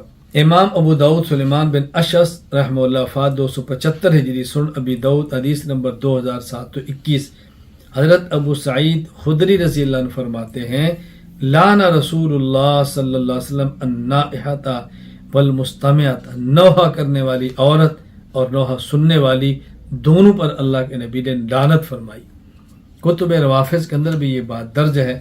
چنانچہ ابو جعفر محمد بن یعقوب بن اسحاق کلینی، وفات 328 ہجری، الجامع للکافی کتاب النکاح، یہ کہتے ہیں کہ ان رسول اللہ صلی اللہ علیہ وسلم قال لفاطمہ، نبی پاک صلی اللہ علیہ وسلم اپنے خط جگر سے فرمایا اذا انا مت فلا تخمشی علی وجہا ولا تنشری علی شعرا ولا تنادی بالویل ولا تقیمی علی نائحہ۔ دیکھو میری بیٹی، جب میں فوت ہو جاؤں تو تم نے اس بات کا خیال کرنا ہے میری وفات پر منہ نہ پیٹنا، بال نہ بکھیرنا، وویلا نہ کرنا اور نوحہ نہ کرنا۔ اسی طرح ابو جعفر محمد بن یعقوب بن اسحاق کلینی، وفات 328 ہجری، اصول کافی، باب الایمان والکفر، باب الصبر، یہ کہتے ہیں ابو عبداللہ امام جعفر صادق نے کہا الصبر من الایمان بمنزلۃ الراس من الجسد فاذا ذهب الراس ذهب الجسد كذلك اذا ذهب الصبر ذهب الایمان۔ صبر تو ایسی ہے کہ جس طرح ایمان کے لیے، جس طرح انسان کے جسم کے لیے سر ہے، سر ختم ہو جائے جسم ختم ہوتا ہے، صبر ختم ہو جائے تو ایمان چلا جاتا ہے۔ محمد بن حسین بن موسیٰ سید شریف رضی، وفات 406 ہجری، شرح نہج البلاغہ، یہ کہتے ہیں ینزل الصبر علی قدر المصیبہ ومن ضرب علی فخذہ عند مصیبہ حبط اجرہ، جب انسان صبر پر، مصیبت پر صبر کرتا ہے تو پھر اس کو اجر ملتا ہے، اور جو شخص اپنے ران اور ان چیزوں کو پیٹتا ہے تو فرمایا کہ یہ وہ شخص ہے جو اپنے اجر کو ضائع کر لیتا ہے۔ اللہ تعالیٰ ہم سب کو بات سمجھنے کی توفیق عطا فرمائے، اللہ ہم سب سے راضی ہو جائے۔ میں ایک حوالہ گزشتہ کل سبق میں دینا چاہتا تھا، آج وہ اچھی طرح ذہن نشین فرما لیں۔ میں نے گزشتہ کل سبق میں کہا تھا کہ حضرت حسین رضی اللہ تعالی عنہ کے قتل سے یزید کو بری ذمہ قرار نہیں دیا جا سکتا۔ اس کے لیے سب سے پہلے عبارت وہ ملاحظہ فرمائیں جو مؤرخ ابو الحسن عز الدین ابن اسیر الجزری رحمہ اللہ تعالی، وفات 630 ہجری، الکامل فی التاریخ میں نقل کرتے ہیں کہ حضرت عبداللہ بن عباس رضی اللہ تعالی عنہما نے یزید کی بیعت کر لی، اور حضرت حسین رضی اللہ عنہ اس کے بعد جب شہید ہوئے عرصے کے بعد، اور عبداللہ بن زبیر مکہ میں تھے، تو یزید نے حضرت عبداللہ بن عباس کو لکھا کہ آپ نے میری بیعت کر لی ہے، عبداللہ بن زبیر کی بیعت نہیں کی، میں چاہتا ہوں کہ آپ ایسا ماحول بنائیں کہ لوگ مجھے محبوب سمجھیں، عبداللہ بن زبیر کو محبوب سمجھیں، تو آپ اس کے لیے محنت کریں۔ اس پر جو عبداللہ بن عباس رضی اللہ عنہما نے خط یزید کو لکھا، میں اس خط کو پڑھ کے سناتا ہوں، آپ کو اس سے اندازہ ہوگا کہ کیا یزید قتل حسین سے بری ہے یا یزید قتل حسین کے اندر شریک ہے۔ میں وہ عبارت پڑھ کے سناتا ہوں۔ حضرت عبداللہ بن عباس نے فرمایا اما بعد فقد جاءنی کتابک فاما ترکی بیعت ابن الزبیر فواللہ ما ارجو بذالک برک ولا حمدک۔ دیکھو یہ جو میں نے عبداللہ بن زبیر کی بیعت نہیں کی اور تیری بیعت کی ہے، اور یہ بات ذہن میں رکھنا میں اس سے کو تیری طرف سے نیکی اور تعریف نہیں چاہتا، ولیکن اللہ بالذی انوی علیم، وہ اللہ جو علیم بذات الصدور ہے وہ جانتا ہے اس بات کو، وزعمت انک لست بناس بری، اللہ اکبر. فاحتبس ایھا الانسان برک عنی، میں سمجھتا ہوں تو احسان فراموش انسان ہے اور میں کوئی تیرا احسان اپنے اوپر نہیں لینا چاہتا. فإنی حابس عنک بری وسألت ان احبب الناس الی وابغضهم واخذلهم لابن الزبیر فلا. تو چاہتا ہے کہ میں تجھے لوگوں کا محبوب بناؤں، عبداللہ بن زبیر کی نفرت ان کے دل میں ڈالوں، ایسا ہرگز نہیں ہوگا. ولا کرامت ولا سرور ولا کرامت کیف وقد قتلت حسینا. عبداللہ بن عباس یزید کو کہتے ہیں کہ تو نے حسین کو شہید کیا ہے. وفتیان عبد المطلب مصابیح الہدا ونجوم العالم غادرتهم خیولک بامرک فی سعید واحد مرملین بالدماء مسلوبین بالآراء. اور تو نے عبد المطلب کی اولاد کو شہید کیا ہے، تیرے گھوڑوں نے ان کو روندا ہے، بغیر کفن کے وہ لوگ وہاں پر پڑے رہے ہیں. تصفی علیہم الریاح. اللہ اکبر. آگے جو بات فرمائے ذرا اچھی طرح سنیں. فرماتے ہیں فما آنس من الاشیاء فلست بناس اترادک حسینا من حرم رسول اللہ الى حرم اللہ. تو وہ شخص ہے جس نے حسین کو مکہ سے نکالا ہے اور ان کو آخرت تک پہنچایا ہے. وَتَسْيِيرَكَ الْخُيُولَ إِلَيْ، تیری طرف سے گھوڑے وہاں گئے ہیں. فَمَا زِلْتَ بِذَلِكَ حَتَّى أَشْخَصْتَهُ إِلَى الْعِرَاقِ. تیرے کرتوت و سختی کی وجہ سے ان کو عراق جانا پڑا ہے. فَخَرَجَ خَائِفًا يَتَرَقَّبُ، وہ خوف کی حالت میں نکلے ہیں. اللہ اکبر. فَنَزَلَتْ بِهِ خَيْلُكَ عَدَاوَةً مِنْكَ لِلَّهِ وَلِرَسُولِهِ وَلِأَهْلِ بَيْتِهِ. اور تیری طرف سے گھوڑے آئے جن ان کو روندا ہے. یہ دشمنی ہے تیری اللہ کے ساتھ، اللہ کے رسول کے ساتھ اور اہل بیت کے ساتھ. آگے فرمایا بہت عجیب بات. فطلب الیکم الموادع وسالکم الرجع فاختنمتم قلت انصارہ واستیصال اہل بیتی وتعاونتم علیہ کانکم قتلتم اہل بیت من الشرک والکفر فلا شیء اعجب عندی من طلبتک ودی. فرمایا کہ تو وہ شخص ہے کہ جس نے اہل بیت کو شہید کیا ہے. ان کی خواہش تھی واپس آ جائے، تم نے ان کی خواہش کو نہیں مانا. تم نے سمجھا کہ فائدہ اٹھاؤں، وہ اکیلے ہیں، تنہا ہیں، تو نے ان کو قتل کر دیا. اور آج تم مجھ سے تقاضا کرتا ہے میں تجھ سے محبت کروں، ایسا ہرگز نہیں ہوگا. وقت قتلت ولد ابی، تو میرے ابا و اجداد کی اولاد کا قاتل ہے. وسیفک یقطر من دمی، اور تیری تلوار نے تو میرا خون گرایا، یعنی میرے ابا و اجداد اور میرے رشتہ داروں کا خون. وانت احد سعری ولا یعجبک ان ظفرت بنا اليوم فلنصفرن بک یوم. ہم آج طور پر غالب نہیں، تو ایک وقت آئے گا جب ہم غالب آئیں گے تو بدلہ لیں گے. والسلام. حضرت عبداللہ بن عباس کا یزید کو یہ کہنا قتلت حسینا، کہ تو حسین کا قاتل ہے، اس سے بڑی گواہی میں آپ کو کیا دوں گا کہ یہ یزید قتل حسین سے بری و ذمہ نہیں ہے. خیر، میں نے آپ کی خدمت میں تفصیل کے ساتھ اس سبق پر بات کی ہے. دیکھیں ہمارا یہ سبق 3 دن تک تقریباً 6 گھنٹے چلتا رہا ہے اور سبق کے 3 حصے تھے. اللہ تعالیٰ مجھے اور آپ سب کو بات سمجھنے کی توفیق عطا فرمائے. پہلا حصہ حضرت حسین رضی اللہ تعالیٰ عنہ کی سیرت، دوسرا حصہ ان کی شہادت کا واقعہ، تیسرا حصہ آپ کی ذات پر ہونے والے اعتراضات کے جوابات. اللہ تعالیٰ مجھے اور آپ سب کو اہل سنت والجماعت کے موقف کو اخلاص، اعتدال اور دلائل کے ساتھ بیان کرنے کی توفیق عطا فرمائے. وآخر دعوانا ان الحمد للہ رب العالمین.